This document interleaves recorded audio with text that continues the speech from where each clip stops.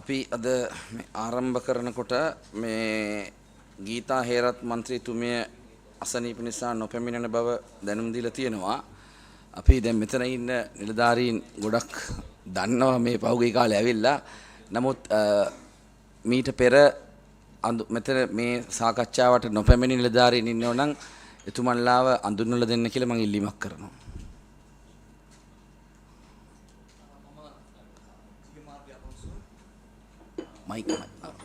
ලේකම් බලශක්තිය අමාත්‍යාංශය. තව නිලධාරීන් ඉන්නවද එහෙම?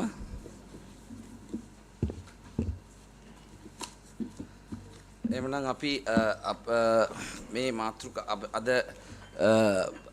සාකච්ඡාව අධියර දෙකකින් පවත්වාගෙන යන්න බලාපොරොත්තු වෙනවා.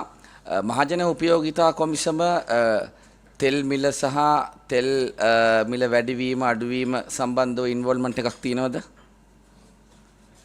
නැහැ. එහෙනම් ඕගොල්ලන්ට කලින් යන්න අවස්ථාව ලැබෙන පරිදි අනිත් මාතෘකාව ඉස්සෙල්ලා ගමු. එතකොට මේ ලංකා ගල්ලංගුරු සමාගමෙන් මේ කවුද පැමිණ තියෙන නියෝජිතයින්? ඉන්න සභාපතිතුමා. ඔබතුමා කිව්වේ මේ කොමිසමට යනවා කියලා? නෑ කොමිසමට ප්‍රෝග්‍රෑම් මැනේජර් යවලා මම ආවා. හරි. එතකොට අපි දැන් මේ දිගින් දිගටම කතා කරලා තියෙන නිසා අපි පරණ ඒවා මීට පෙර කමිටුවේ සාකච්ඡා කරපු දේවල් සාකච්ඡා නොකර එතෙන් සිට ඉතුරුලා තියෙන ටික සාකච්ඡා කරමු. අපිට සාමාන්‍ය අධිකාරිතුමා පැහැදිලි කිරීමක් කරන්න මැයි මාසේ වෙනකොට දැන් අපි අද වෙනකොට කියමුකෝ මේ කොපමණ නැව් පැමිණලා තියෙනවද මොකද්ද සිටුේෂන් එක කියලා? මේ වෙනකොට සභාපතිතුමා නැව් ට්‍රයිඩන්ට් සමාගමෙන් 17ක් 19ක් ඇවිල්ලා තියෙනවා 17ක් බාලා ඉවර කරලා තියෙනවා. එතකොට ඉමර්ජන්සි ප්‍රොකියුමන්ට් යටතේ නැව් පහම ඇවිල්ලා තියෙනවා. පහෙන් දෙකක් බාලා තියෙනවා. තුන්වෙනි නැව අද බාන්න පටන් ගන්නවා. ඊට පස්සේ අපි ඒ කියන්නේ මේ ඒවා වරායට ඇවිල්ලා මේ බාන්න නැතුව මේ එහෙම ගැටලුවක් තියෙනවද? ඔව් ඒ වගේදී ඩීවියේෂන්ස් තිබුණා අපිට අරයිවල් ෂෙඩියුල් එකේ. හරි. නමුත් නැව් ටික ඔක්කොම ඇවිල්ලා තියෙන්නේ. නැව් ටික අපි බාගන්න තමයි තියෙන්නේ. දැන් ඒකත් අපි දෙකට කඩලා පැහැදිලි කරන්න දැන් 17ක් ඇවිල්ලා තියෙන්නේ. 17ක් පරණ ටෙන්ඩර් එකේ. ඔව්. අපි ඒකේ 9 වෙනි එක දක්වා කතා කරානේ. ඔව්. 9න් පස්සේ ඊටු ටික පැහැදිලි කරන්න පොඩ්ඩක්. 9න් පස්සේ අපි 16ක් බාලා තිබුණා මීට කලින්. එතකොට ඒ 16න් 12 13 14 15 16 කියන නැව් සියල්ලම ගොඩ බෑවා. ඒ වගේ ක්වොලිටි සර්ටිෆිකේට් වල ගැටලු තිබුණා. ඊට පස්සේ අපි ඇටර්නි ජනරල් එකත් එක්ක කතා කරලා ඒකට අවශ්‍ය කටයුතු දැන්ට කරගෙන යනවා. නමුත් බෑමේ අවශ්‍යතාවය මත ඒ කියන්නේ ක්වොන්ටිටි එකේ අවශ්‍යතාවය මත අපි ඇටර්නි ජනරල් එකේ සහ අමාත්‍යාංශයේ සහ ඊට ඉහළ මට්ටමේ මීටිං වල සාකච්ඡා කරලා අපි අවසානයේදී නැව් 19ක් පමණක් ඔහුගෙන් බාර අරගෙන ටර්ම් මේ ඉමර්ජන්සි ටෙන්ඩර් එකේ පහත් අරගෙන ඒ ක්වොන්ටිටි එක අපිට ඇති වෙනවා. හරි පොඩක් ඉන්නකෝ දැන් ඔවුන්ට ටෙන්ඩර් එක පිරිනැමුවේ නැව් 25කටනේ. ඔව් ඔව්. එතකොට නැව් 17ක් ඇවිල්ලා තියෙනවා. ඔව්. එතකොට ඉතුරු 8 සම්බන්ධව ඔයගොල්ලෝ ගන්න ක්‍රියාමාර්ගය මොකද්ද? ඉතිරි 8 සභාපතිතුමා මෙහෙමයි දැනට අපි මේ සම්බන්ධව නීතිමය කටයුතු සහ සියලුම කටයුතු දැනට අපි ඇටර්නි ජනරල් එකත් එක්ක කතා කරගෙන යන්නේ. ඒ කියන්නේ ටෙන්ඩර් එක ඉහළ මට්ටමේ. ඔව්. ඒ කියන්නේ මොනව කරන්නද සාකච්ඡා කරන්නේ? ඒකෙදි අපි ගන්න ක්‍රියාමාර්ග පිළිබඳ මම හිතන්නේ අපි පෞද්ගලිකව ඕනනම් කමිටුවට වෙනම රිපෝට් එකක් දෙන්නම්. මම හිතන්නේ අපි ඒක කතා නොකර හිටියොත් හොඳයි සභාපතිතුමා. මොකද සමහරව ඇග්‍රීමන්ට් එකෙන් පිටපවා අපිට කටයුතු කරන්න සිද්ධ වෙලාද. ඒකට ඇටර්නි ජනරල් එකෙන් අපිට කියන්න බැරියව කියන්න එපා. ඒවා නෑ මම අහන්නේ. දැන් ඒ 8 අතෑරලා දානවද? එහෙම නැත්නම් මේ අවුරුද්දේ ඉතුරු කාලයකට ඒක ලබා දෙනවද? මොකද්ද කරන්න කියන කියන්නේ? නෑ 19යි අපි ගන්නෙ. 17ක් බාලා ඉවරයි. තව දෙකක් තියෙනවා. ඒ දෙකත් බාන්න. ඒ දෙක ඇවිල්ලාද? ඇවිල්ලා තියෙනවා. ඇවිල්ලා තියෙනවා. හරි. එතකොට එතන 19න් ඒක 19න් ඒක ඉවර වෙනවා අනිවාර්යයෙන්. හරි. එතකොට 17 දක්වා ඒවා දැන් මේ ලක්විජය බලාගාරයෙන් කවුද ඇවිල්ලා ඉන්නේ? එතකොට දැන් පළවෙනි 9 කියන්න එපා. අපි ඒක කතා කරලා ඉවරයිනේ. 10 වෙනි නැවේ සිට 17 දක්වා එකේ ලක්විජය බලාගාරයේ වාර්තාව මොකද්ද? ඒකේ මේ 17 වෙනි නැව කියන අන්තිම නැව සාමාන්‍ය පරිදිම දැනට තේරෙන විදිහට මේ වර්තමාන මොහොතේ මේ අන්ලෝඩ් මේ බාමින් ඉන්නේ කියන්නේ අද බාලා ඉවර වෙනවා. ඒකත් අතාරින්නකෝ 16 දක්වා එතකොට 16 දක්වා ප්‍රශ්න තියෙනවා ක්වොලිටි වල. මොනවද ප්‍රශ්න කියන්නේ? ටිකක් GCP එක අඩුයි. කොච්චරද? සමහර ඒ වගේ ටිකක් 1000කින් විතර අඩු අවස්ථා තිබුණා. සමහර ඒවා කියලා කියන්න එපා. ඔබතුමා 10 11 12 13 කියලා කියන්න.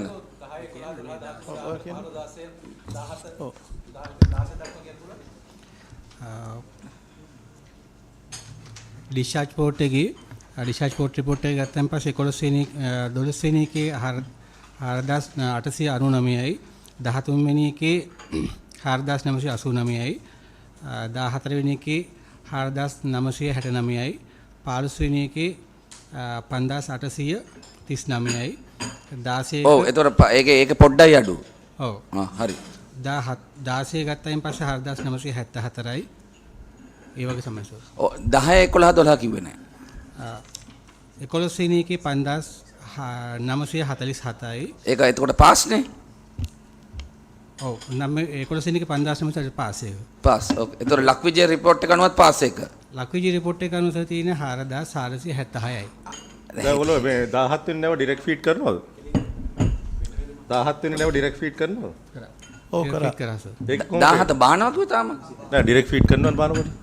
කොටස 17 බාලා තව 1000ක් විතර තමයි බාන්න තියෙන්නේ මේ මොහොතේ ගත්තාගෙන් පස්සේ ඉවර වෙන තැන තියෙනවා. 17 වෙනි එකේ ඩිරෙක්ට් ෆීඩ් එකේ මොකද්ද ඔන් ටයිම් ඩේටා? ඒකේ රිසල්ට් එක හොඳයි. ඒ කීයද මොකද්ද? ඒ කියන්නේ මෙගාවට් 300 ජෙනරේට් කරන්න පුළුවන් වුණා අපිට. නෑ මෙහෙම අපි දැන් ඔබතුමා කියන්න 10 වෙනි එකේ ලක්විජය මොකද්ද 11 මොකද්ද 12 මොකද්ද කියලා 17 දක්වා එක කියන්න. හරි. එතකොට ඉවරයිනේ කෙටියෙන්. අද උදේ වෙනකොට ඇත්තටම 17 බාලා ඉවරයි සභාපතිතුමා ඕනේ දැන් හරි දැන් එතුමා කීප දෙන්කෝ 10 මොකද්ද 11 මොකද්ද කියලා ඉවර කරන්න. මයික් එකක් දුන්නොත් කියන්න පුළුවන් මෙතන මේ අපේ ඔපරේෂන් ඉංජිනේර් මේ චීෆ් ඉංජිනේර් ලෑස්ති වෙලා ඉන්නේ. දැනට తాවකාලිකව මේ ඉස්සරහට එන්න කියන්නේ එතුමාට මයික් එකක් ලෑස්ති කරනකම් මයික් එක ලෑස්ති කරලා තියන්න. මම එතකන් කියන්නේ 10 වෙනි නැවේ කවුද ඒකට මේව කරන්නේ උත්තර දෙන්නේ මෙතුමද? ඔව් නිශාන්ත. මම නිශාන්ත ඔපරේෂන් චීෆ් ඉංජිනියර්. හරි. මම කියන්නම් 10 වෙනි නැවේ මම යුනිට් 3 එක කන්සිඩර් කරලා කියන්නම්. යුනිට් 3 එකේ අපි බැලුවා කියන්නේ ප්ලාන්ට් එකකින් එන අවුට්පුට් එක අරගෙන අපි නිකන් රිවර්ස් කැල්කියුලේෂන් එකකින් ගන්නෙ. නෑ මේ එච්චර විස්තර කියන්න ඕන. දැන් මේ වගේ ඔයගොල්ලෝ රිපෝට් දෙනවනේ. ලක්විජය රිපෝට් එක ඒ අපේකින් ඩීටේල් අපිට එපා 10 වෙනි නැව 11 වෙනි නැව 12 වෙනි නැව 13 වෙනි නැව කියලා කියන්න. 10 වෙනි නැව 5200යි. හරි. 11 වෙනි නැව යුනිට් 1 එකේ චෙක් කරා 5100යි. 12 වෙනි නැව 5105යි. 13 වෙනි නැව 4985යි. 14 වෙනි නැව 5049යි. ඕකේ. 15 වෙනි නැව 5857යි. 16 වෙනි නැව 4565යි. ඒ ටික තමයි. 17 වෙනි නැව 5651යි. 5651යි. හරි. එතකොට ඒ කියන්නේ ලක්විජය බල එතකොට මේකේ ද කොටෙක්නා රිපෝට් එක ගන්නෙ කවුද? වාක්‍යම් තියෙන ලක්විජයටද ගල්ලංගුරු සමාගමටද? දෙකටම දිනවද? හරි. කොටෙක්නා රිපෝට් එකේ මේකේ තත්ත්වය මොකද්ද? ඔව් මම කොටෙක්නා රිපෝට් එක කියන්නේ 10 වෙනි නැවේ ඉඳලා. කොටෙක්නා රිපෝට් එක ගත්තාකින් පස්සේ 10 වෙනි නැවේ 5953යි සර්. ඒක පාස්. එතකොට 11 වෙනි නැව ගත්තාකින් පස්සේ 5947යි ඒකත් පාස්. ඒතර 12 වෙනි එක ඊළඟ ඉස්සරහට ෆේල් වෙනවා 4899යි 13 වෙනි එක 4989යි 14 වෙනි එක 4969යි 15 වෙනි එක 5839යි 5839යි සර්. ඊට පස්සේ 16 වෙනි එක 4974යි. හරි. දැන් සාමාන්‍ය අධිකාරිතුමා මේක අපි කලිනුත් සාකච්ඡා කරපුවා තාම ඔබතුමන්ලාගෙන් පැහැදිලි උත්තරයක් නැති හින්දා මේ අවසාන වතාවට කියනවා. දැන් මෙතන ඩිස්චාර්ජ් පෝට් රිපෝට් එකයි ලක්විජය රිපෝට් එකයි කොටෙක්නා රිපෝට් එක අතර විශාල පරතර එනවා. සුළු පරතරයක් වෙන්න පුළුවන් ඒක අපිට තේරෙනවා. ඒතකොට මෙතන මොකක් හරි ගැටලුවක් තියෙනවා මේ ක්‍රමවේදයේ. ඒ ක්‍රමවේදය නිවැරදි කර ගැනීම සඳහා වූ පියවරක් ගන්න කියලා අපි කිව්වා. ඒ පියවර මොකක්ද කියලා ඉවරලා දැන් අඩුම ගානේ අපිට මේ අවුරුද්දේ ටෙන්ඩර් එක එන්න නියමිතයිනේ සැප්තැම්බර් ඔක්තෝබර් වෙනකොට. එතකොට මේවැනි ගැටලුවක් මතු නොවෙන්න මොකක්ද ගන්න පියවර? සභාපතිතුමා මේ සැරේදී ක්‍රයිටීරියා ගොඩක් ඕපන් ටෙන්ඩර් එකක් ගිහිල්ලා තියෙන රෙජිස්ටර්ඩ් අයගෙන් නෙවෙයි.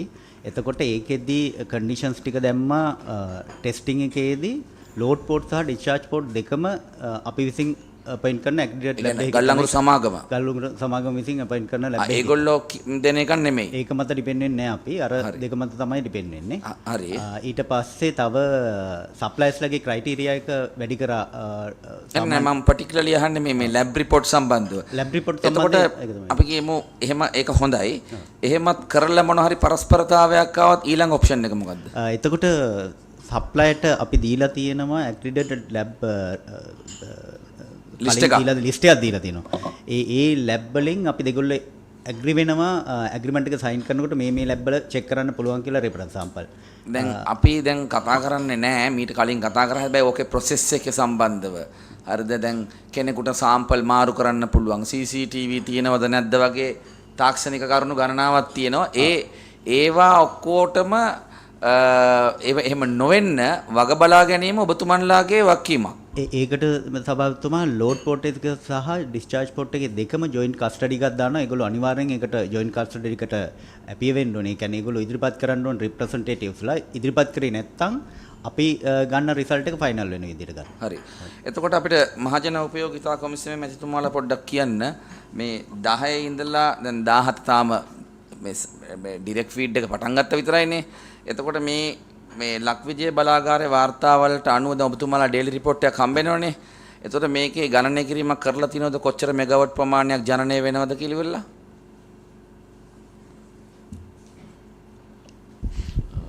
ඩේලි රිපෝට්ස් අනුව අපි සමහර අවස්ථාවල ඩිරෙක්ට් ෆීඩ් කරන අවස්ථාවල දැකලා තියෙනවා මෙගාවට් 300 ජනනය වෙන අවස්ථා තියෙනවා. ඊට අමතරව අපි දැනට මේ රිපෝට් එකේ සබ්මිට් කරලා නෑ දැන් මෙහෙමයි වෙන්නේ නැති ඒවා කිව්වනේ වෙන අවස්ථාවක් කියන්න. අපිට ෂිප්මන්ට් එක එහෙම අප්ඩේට් එකක් ලැබෙන්නේ නැහැ ඩේලි. ඒ කියන්නේ ඊයේ දවසේ කොච්චර ජනනය කරලා තියෙනවද කියන රිපෝට් එක තමයි ලැබෙන්නේ. එතකොට ඒ අනුව බැලුවහම දැන් පෙරේදාරි පවා මෙගාවට් 300 ජනනය වුණා වෙලා තියෙනවා. හරි. එක යුනිට් එකක ප්‍රශ්නයක් තියෙනවා. ඒක ටෙක්නිකල් ප්‍රශ්නයක්. ලක්විජ බලාගාරයෙන් අහුවනම් හරි පළවෙනි යුනිට් එකද මෙගාවට් මම හිතන්නේ 40ක් විතර අඩුවෙන් තමයි ජනනය කරන්නේ. ඒ කියන්නේ ඒක මේ ප්‍රශ්නය මේ යුනිට් එකේ ප්‍රශ්නයක් මම හිතන්නේ යුනිට් එකේ ප්‍රශ්නයක්. ඔබතුමාලා පොඩ්ඩක් පැහැදිලි කරන්න ලක්විජය බලාගාරය. ඒක මේ අපේ ජෙනරේටරයේ තියෙන ප්‍රශ්නයක් ගල්ලංගුරු වල එකක් හින්දා නෙමෙයි. හරි. ඉතින් ඒක මේ නිවැරදි කරන්න මොකද්ද ඔබතුමාලා අරගෙන තියෙන පියවර? ඒක අවුටේජ් එකක් ප්ලෑන් කරලා තියෙනවා. හරි. ඒකෙදි අපි දවස් 10ක් අරගෙන ඒක ක්ලියර් කරගන්න. කොයි කාලෙද? ප්ලෑන් කරලා තියෙන්නේ ජූන් අන්තිම වගේ. ඇයි ඒ කාලෙ ගන්න හේතුව මොකද්ද particular? ඒක ඒක විදේශ සමාගමකින් සහාය අරගෙන කරන මේ රිපෙයාර් එකක් ඒගොල්ලන්ට මොබිලයිස් වෙන්න මාසයක් යනවා. හරි. නෑ එතකොට බැලුවද ඔය උත්තරේ ප්‍රමාණවත් නෑ. ඒ විදේශ සමාගමට මොබිලයිස් වෙන්න තියෙන කාලය පිළිබඳ අවධානය යොමු කරන්න ඕන. හැබැයි එතකොට මේක වැඩ කරන්නේ නෑ නේ දවස් ටිකේ. එහෙමනේ? ඒ රිපෙයාර් එක යනකොට එතකොට අපිට මූල්‍යමය පාඩුව අවම කර ගැනීම පිළිබඳව සලකා බැලීමක් කරාද? මොකද මම උදාහරණයක් අහන්නම්කෝ හොඳටම පායන කාලයට කරා නම් ඒ ඔය අඩුපාඩුව යම් ප්‍රමාණයකට සෑහෙන ප්‍රමාණයකට වළක්ව ගන්න පුළුවන් ඩේ ටයිම් එකේ මේ සෝලාර් වලින් නයිට් ටයිම් එකේ මේ වතුරෙන් හරිද? එහෙම වළකා බැලීමක් කරාද? මං කියන සිස්ටම් කන්ට්‍රෝල් එකේ මම කතා කරන්නේ මේක ඇත්තටම අපේ ඉයර්ලි ප්ලෑන් එකේම අපි මේන්ටනන්ස් දෙකක් ප්ලෑන් කරලා තිබ්බා ජූන් වලයි ජුලයි වලයි. හරි. ඒ දැන් මේ මැෂින් එකේ ආපු ටෙක්නිකල් ඉෂුව එකක් රෙක්ටිෆිකේෂන් එක ඒ කියන මේන්ටනන්ස් ෂෙඩියුල් එක ඇතුළටමයි දාලා තියෙන්නේ. එතකොට මේක ඇත්තටම ප්‍රී ප්ලෑන් රූටීන් මේන්ටනන්ස් එකක් දීලා තියෙනවා 25 days දවස් දෙකකට. එතකොට ඒක දිහා බලාගෙන තමයි අපි මුල ඉඳලම බජට් and ටැරිෆ් ෆයිලින් ඔක්කොම කරලා තියෙන්නේ. හරි. ඒක යම් ප්‍රමාණයකට සෑහීමකට පත් වෙන උත්තරයක්. මං අහන්නේ දැන් මේකේ පුරෝකථනයක් කරලා තිනවද? එහෙම ඒක තමයි හොඳම දවස් ටික මූල්‍ය අපාඩුවක් වෙනව නම් ඒක ඉතාම අවම කරගන්න. ඔව්. කළා අපි සාමාන්‍යයෙන් කෝල් ප්ලාන්ට්ස් වල මේන්ටනන්ස් ප්ලෑන් කරන්නෙම මොන්සූන් පීරියඩ් එකේදී. මොන්සූන් පීරියඩ් එකේ තමයි ඔක්කොම තර්මල් ප්ලාන්ට්ස් වල ප්ලෑන් කරන්නේ. ඒතකොට මේ දෙක ප්‍රයොරිටි දීලා තියෙනවා ජූන් and ජුලයි වලදී කරන්න කියන එක. ඒක ඒ විදිහට තමයි අපි මුළු අවුරුද්දෙම ප්ලෑන් එක හැදුවේ. තර්මල් ප්ලාන්ට්ස් දීලා තියෙන්නේ මොන්සූන් පීරියඩ් එක. එතකොට අපි මහජන උපයෝගීතා කොමිසමේ අධ්‍යක්ෂ ජනරාල්තුමා ඔබතුමාගේ මේ 10 වෙනි නැවේ සිට 16 දක්වා ඔබතුමන්ලාගේ තියෙන නිරීක්ෂණ අදහස් දක්වන අවස්ථාවක් තියෙනවා. අපි 10 වෙනි ඉඳලා 17 වෙනි නැවට වෙනකන් අපේ තියෙන නිරීක්ෂණක් තියෙන්නේ කරුණු තුනක්. එකක් තමයි ලක්විජය රිපෝට්ස් ටික අපි ඒක සබ්මිට් කරලා තියෙනවා. ඊළඟට කොටෙක්නා රිපෝට්ස් ටිකයි ලක්විජය බලාගාරයේ ඔපරේෂන් ඩේටා ටිකයි අපිට ඩේලි එන. එතකොට අර මෙතුමන්ලා කිව්වා වගේ එතන තියෙන ශිප්මන්ට් 7න් 5ක විතර කැලරිෆික් වැලියු එක අඩුයි. හරි. ඒක තමයි ඔබ්සර්ව් වෙන්නේ එතන. එතකොට ඒකේ ඔබතුමන්ලා ඒ බැලන්ස් එකට පව ගන්න කොයි පැත්තෙන්ද කියලා එහෙම අනුමාන කරලා මේ අතිරේක වීදම් වල මුදල හැදුවද? අපි දැන් ඒක හදන්න යන්නේ ඇක්චුවල් බේසිස් එකේ. එතකොට දැන් අප්‍රේල් මාසයක හදනවා. ඊට පස්සේ මැයි මාසෙක හදනවා. එහෙම ඇක්චුවල් බේසිස් එකත් එක්ක හදන්න තමයි අපි කරන්නේ. කොච්චර කල්යයිද ඒකට? දැන් අප්‍රේල් මාසෙක දැන් හදන්න පුළුවන්. දැන් ඩේටා තියෙනවා. හරි. එහෙනම් අපිට ඒ එකේ සිට මේ දක්වා ටික ඒ ටික හදලා අපිට අපි ලිමක් කරනවා කමිටුවටත් ඒක එවන්න කියලා ඉවරලා. ඒකම මේ සාමාන්‍ය අධිකාරීතුමා දැන් මේ අපිට කෙටියෙන් පැහැදිලි කරන්න ස්පොට් ටෙන්ඩර් එකේ ආපු ඒවයි තත්ත්වය මොකද්ද කියලා ලක්විජය රිපෝටුයි මේවයි එක. දැනට ස්පොට් ටෙන්ඩරේ ආපේව සභාපතිතුමා දෙකම රිපෝට් දෙක ඕකේ වෙලා තියෙනවා. ඒ කියන්නේ ලක්විජය බලාගාරේ මොකද්ද? ලක්විජය above 5900 තියෙනවා. දෙකේම රිජෙක්ට් ලෙවල් එකට ගිහිල්ලා නැහැ. නෑ ඒක තහවුරු කරන්න හරි නැතුමා. පළවෙනි එක තියෙනවා 5980ක්. ඔව්. දෙවෙනි එක තියෙනවා 6052ක්. ඔව් එහෙනම් හරිනේ ඉතින්. හරි. ඒකෙන් ජෙනරේට් කරන්න. හරි. එහෙනම් ඒක ගැන අපිට තර්ක කරන්න දෙයක් නැහැ ක්වොලිටි එක සම්බන්ධව.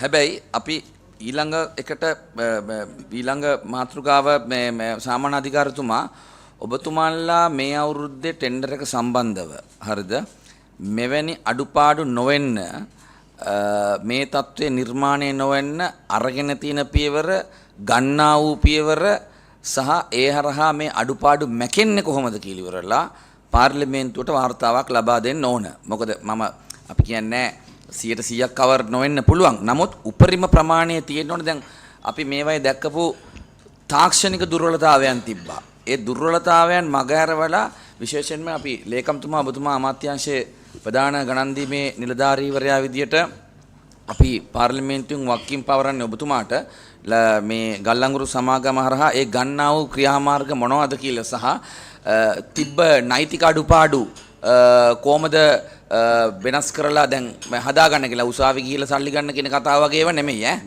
හරිද? දෙන්නෙන් දෙයා කොහොමද පියවර ගන්න පුළුවන් කියන එක සම්බන්ධ සම්පූර්ණ වාර්තාවක් අපිට ලබා දෙන්න කටයුතු කරන්න කොච්චර කාලයයිද? මාසයක්? මාසයක් ඇතිතු. හරි. හරි. සබතුන් තප්පර කියන්නේ කතුමා. ඊට පස්සේ මම තමයි. ඒ කියන්නේ දැන් ඇත්තටම මමත් ඇත්තටම අමාත්‍යාංශයේ වැඩබාර ගත්තේ 17 වෙනිදා 18 වෙනිදා අප්‍රේල්. එතකොටත් ඊළඟ ටෙන්ඩර් එක ෆ්ලෝට් කරලා ඉවරයි කියන්නේ හදලා ඉවරයි. හැබැයි තවම ඒකේ තියෙනවා අපිට ඇඩන්ඩන් දාන්න කාලේ තියෙනවා. හරි. එතකොට මම එක ප්‍රොකියුමන්ට් එක හිටියා කියන්නේ වාඩි වුණා. ඒකදී අපි දැක්කේ කලින් එකේදී එක වැරදි ටික තමයි එකක් කාලය ටෙන්ඩර් කරන් පටන් ගත්ත කාලෙම ප්‍රශ්නයක් තිබුණා. ඒ කියන්නේ පම්මා වෙලා තමයි පටන් ගන්න තිබුණේ. ඔව්. ඊළඟට අපිට ටෙන්ඩර් කරලා ගත්ත එක්කනාගේදී එයාගේ සප්ලයි එකේ කාලයෙන් ප්‍රශ්නයක් තිබුණා. සප්ලයි එකේ ක්වොලිටි එකේ ප්‍රශ්නයක් තිබුණා. ක්වොන්ටිටි එකේ එහෙම ප්‍රශ්නයක් අපි දැක්කේ නැහැ. එතකොට ප්‍රොකියුමන්ට් වලදී කොන්ටිටි එකේ ප්‍රශ්නයක් තියෙනවා. මොකද 25ක් ගේනවා කියලා ගේන්න බැරි වුණානේ. ටෝටල් ක්වොන්ටිටි ඒක එන්නේ පමාවීමත් එක්ක ඔව්, එන්නේ. හරි හරි. ඔව්, පමාවීම හරි හරි එහෙම නැතුව මම කිව්වේ ඔව් ඇග්‍රී. දෙපැත්තක් තියෙනවා. එතකොට අපි කිව්වේ එවනම් ප්‍රොකියුමන්ට්ස් වලදී අපි ඇඩම්ඩම් ගෙනල්ලා හරි අලුතෙන් ගයිඩ්ලයින් එකේ යම් දේවල් ඩොකියුමන්ට්ස් හදනවා නම් ඔන්න ওই තුන තමයි ඇඩ්‍රස් කරන්න ඕනේ කියලා. ඒතර පළමුව ඒකට ඕන ටික NPC එකෙන් ගන්න කියලා කිව්වා.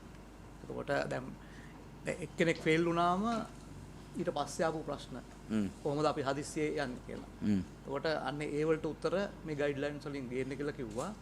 ක්වොලිටි එක මෙෂර්ස් ගන්න විදිය වෙනස් කරන්න කිව්වා. දැන් තිබුණේ එයාට අපි ලිස්ට් එකක් දීලා එයා කැමති එක්කෙනා තමයි ලෝඩ් පෝට් එකේදී ඉන්නේ. ඊට පස්සේ මේ එන්ඩ් එකේදී තිබ්බ විදිය සහ ඊළඟට අපි තව සාම්පල් එකක් තියා ගන්නවානේ තර්ඩ් පාර්ටි. ඒතර ඒකෙදී ප්‍රශ්න ඇවිල්ලා තිබුණා නම් ඒක යූස් කිරීමේදී ඒකට කොහොමද මෙෂර්ස් ගේන්නේ කියන එක. දැන් අපි අරන් ගියානේ තුන් සාම්පල් එක. ඒතර ඔන්න ඔය ටික තමයි දැනට කවර්ණය කරලා තියෙන්නේ. ඒතර අපි මේ මම හිතන්නේ වැදගත් වෙනවා ලේකම්තුමා ඔබතුමා පැහැදිලි කිරීම අනුව ඔබතුමා හරියට මේ අයිඩෙන්ටිෆයි කරගෙන තියෙනවා. ওই ටික තමයි අපිත් මීට පෙර අයිඩෙන්ටිෆයි කරේ. එකම දේ ප්‍රමුඛතාවය දෙන්න ඕන යම් යම් අඩුපාඩු හියුමන් එරර්ස් වලින් වෙන්න පුළුවන්.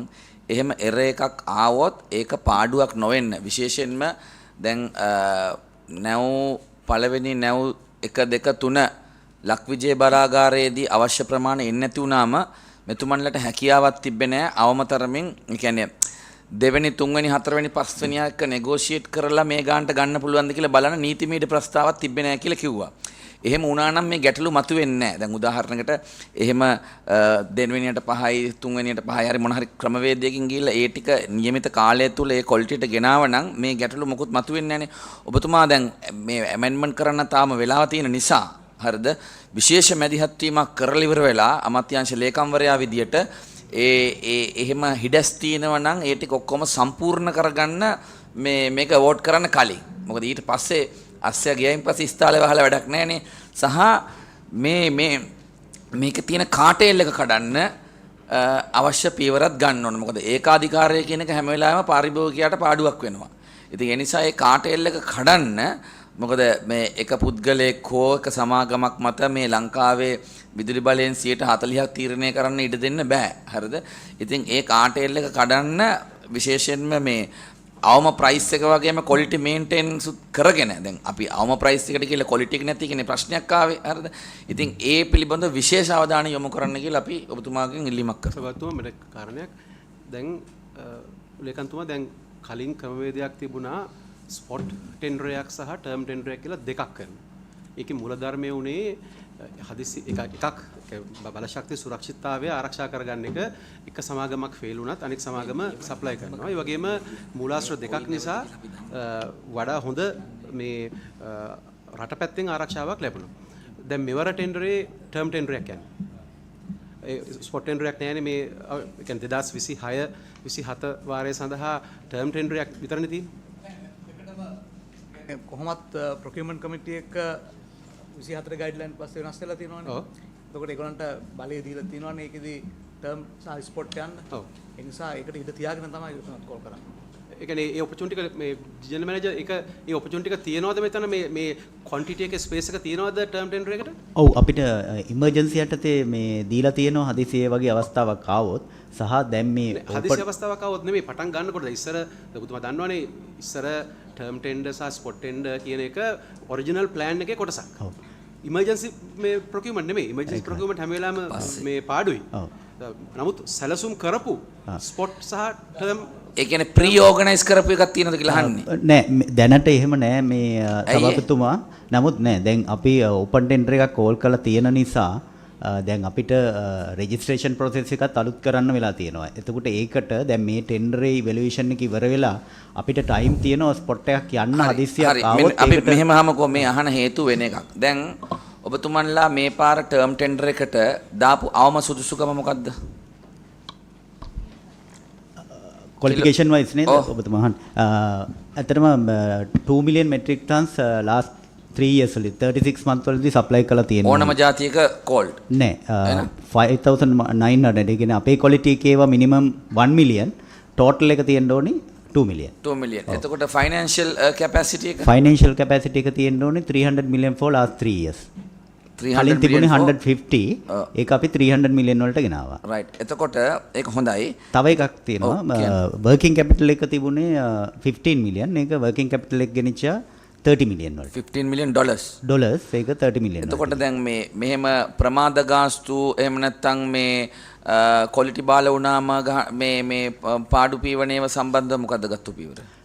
ඒකට දැනට සභාපතිතුමා ඒ විදිහ නොවන විදිහට තමයි අර ලෝඩ් කෝට් එක සහ ඩිස්චාර්ජ් කෝට් එක දෙක දෙන්නේ. සාමාන්‍යයෙන් තමයි නොවන විදිය කියලා එහෙම එකක් නැහැ. හරිද? අපි දන්නේ මේ ප්‍රශ්න ආවෙන් පස්සේ ඒක තමයි අමාත්‍යාංශ ලේකම්තුමාට කිව්වේ. ඒ නොවන විදිය සම්බන්ධව බලලා එහෙම වැරදිලා හරි වුණොත් හරිද? එහෙම වැරදිලා හරි වුණොත් එහෙම රටට පාඩුව නොගන්න අවශ්‍ය පියවර එතුමාට ඔබතුමාලා එක සාකච්ඡා කරලා ටෙන්ඩර් එක ඕඩ් එක කරන්න කලින් ගන්න කියලා. මොකද දැනද මම ඔබතුමාට කියන්නම්. දැන් යනවනේ ස්පොට් ටෙන්ඩර් එකක්. ඒකේ ක්වොලිෆිකේෂන් මේ සප්ලයිර් පාස් කරලා තියෙනවද? ඒ කියන්නේ මේ අලුත් ස්පොට් ටෙන්ඩර් එකේ ක්වොලිෆිකේෂන් පාස් කරලා තියෙනවද?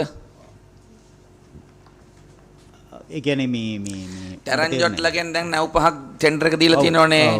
එතකොට දැන් ඒගොල්ලන්ගේ දෙකක් ආවනේ. දැන් ක්වොලිටි එක පාස් ඔක්කොම හරි. එතකොට ටෙන්ඩර් එකේ මූලික ක්වොලිෆිකේෂන් ඒගොල්ලෝ පාස් කරලා තියෙනවද? ඒ අවස්ථාවේ රෙජිස්ට්‍රේෂන් කරනකොට ඒ ක්වොලිෆිකේෂන්ස් වලට අනුව තමයි හරි. එතකොට දැන් මේ අනිත් සමාගම මොකද්ද දැන් අර ටර්ම් ටෙන්ඩර් එක හම්බුච්ච එක? ටැරන්ජොට් sorry Trident. ඒගොල්ලෝ ක්වොලිෆිකේෂන් පාස් කරලා තිබ්බද? ඔව් ඒ අවස්ථාවේ අවශ්‍ය ක්වොලිෆිකේෂන් පාස් කරපු නිසා තමයි රෙජිස්ට්‍රේෂන් එක කළා තියෙන්නේ. හරි. එතකොට එහෙම පාස් වෙලත් නේ මේ ප්‍රශ්නේ ආවේ. අන්න එතකොට මොකද්ද කරන්න කියන එකයි මම මේ කියන්නේ ඇඩ් කරන්න කියලා. හරිද? ඒක සභාපතිතුමා මම පැහැදිලි කරනවා අපි එහෙම මතහැරියා මම කියන්නේ දැන් ප්‍රමාද ගාස්තු අය කිරීම කියන එක දැන්ටත් කරනවනේ. කරනවා. දැන් මෙච්චර කාලයක් අය නොකරපු එක දැන් මේ ටෙන්ඩර් එකට අය කරන්න පටන් ගත්තනේ. ඔව්. අනේ ඒක කොච්චර අය කරලා තියෙනවද කියලා කියන්න පොඩ්ඩක්.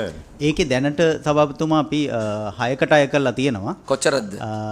6කට ලක්ෂ 6ක්. ඒ කියන්නේ ඩොලර් ලක්ෂ 6ක් පමණ. ඒ කියන්නේ 6කට ඩොලර් ලක්ෂ 6ක් කියන්නේ එකකට ලක්ෂ ගානද? ඒ වගේ. මොකද්ද ක්‍රයිටීරියා එක? ඒකේ තියෙන්නේ අපි මාසයක් තුල සප්ලයි කරන්න ඕනි ක්වොන්ටිටි එක නැව් ගාන ආවේ නැත්තම් එතකොට ඒකට අපි කියමු මාසෙකට නැව් 6ක් එන්න ඕනි එකේ 5ක් ආවොත් එතකොට දවස් 5කට තමයි ඒක අය කරගන්නේ බිඩ් බොන්ඩ් එකෙන් කපා ගන්නවද වෙනම මේගොල්ලෝ ගෙවන්න ඕනද? නෑ ඒගොල්ලෝ වෙනම ගෙවන්න ඕනි ඒක. හරි. එහෙම නොගෙවුවොත් පර්ෆෝමන්ස් සිකියුරිටි එකෙන් අඩු කරනවා. දැන් 2009 ඉඳලා 2000 මේ ටෙන්ඩර් එක වෙනකම්ම ප්‍රමාද වී මොනතරම් වෙලා තියෙනවද අවසාන පොටෙන්ෂියා නැව් 11න් නැව් 5ක් ප්‍රමාද වෙලානේ තියෙන්නේ. ඒතකොට ඒකට ප්‍රමාද ගස්ව අය කළෙත් නෑනේ.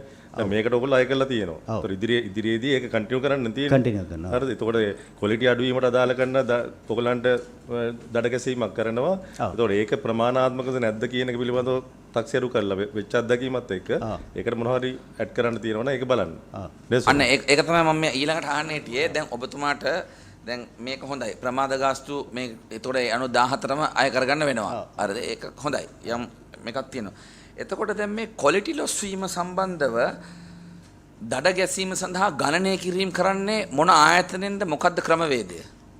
සභාපතිතුමා ඒක මේ මුලදිම දීලා තිබුණ ක්‍රයිටීරියා අනුව ඒ ක්වොලිටි ෆෝමියුලාස් ටික හදලා තියෙන්නේ මුලින්ම මම හිතන්නේ පොයරි කියලා කම්පැනි එකක් තමයි මේක මුලින්ම මේ ටෙන්ඩර් ඩොකියුමන්ට් එක ඩ්‍රාෆ්ට් කරලා තියෙන්නේ. එතනින් පස්සේ ඇති වුණ නොයෙකුත් අවස්ථාවල අත්දැකීම් වලින් ලබාගත් දේවල් වලින් තමයි ආපහු ප්ලාන්ට් එකේ ඒ ඇඩ්ජස්ට්මන්ට් වල නෑ මම ඒ ප්‍රශ්නේ ඇහුවේ සාමාන්‍ය අධිකාරතුමා මෙතෙක් අද දක්වා ඒකට අනුගමනය කරන තියෙන ක්‍රමවේදය සෑහීමකටපත් වෙන්න බෑ. මේ ගල්ලංගුරු ගෙනාපු දා ඉඳලා අද දක්වා තියෙන ක්‍රමවේදය සෑහීමකටපත් වෙන්න බෑ. දැන් උදාහරණයකට දැන් පාඩුව කියන එක අපි ගණනය කරන්න ඕන. දැන් ඔබතුමන්ලා මෙච්චර ක්වොන්ටිටි එකක් ඕන කියලා කියන්නේ අවශ්‍ය විදුලිය ජනනය කිරීම ගැන ගණනය කිරීමක් හදලා. එතකොට අපි ගල්ලංගුරු ගේන්නේ විදුලිය ජනනය කරන්නනේ. එතකොට එයාගේ වරදක් නිසා එයා ටෙන්ඩර් එකේදී පෙන්නපු සුදුසුකම් සහ හැකියාවන් මත ඔයගොල්ලෝ ටෙන්ඩර් එකක් දෙනවා. අපේ පර්පස් එකට කියනවා.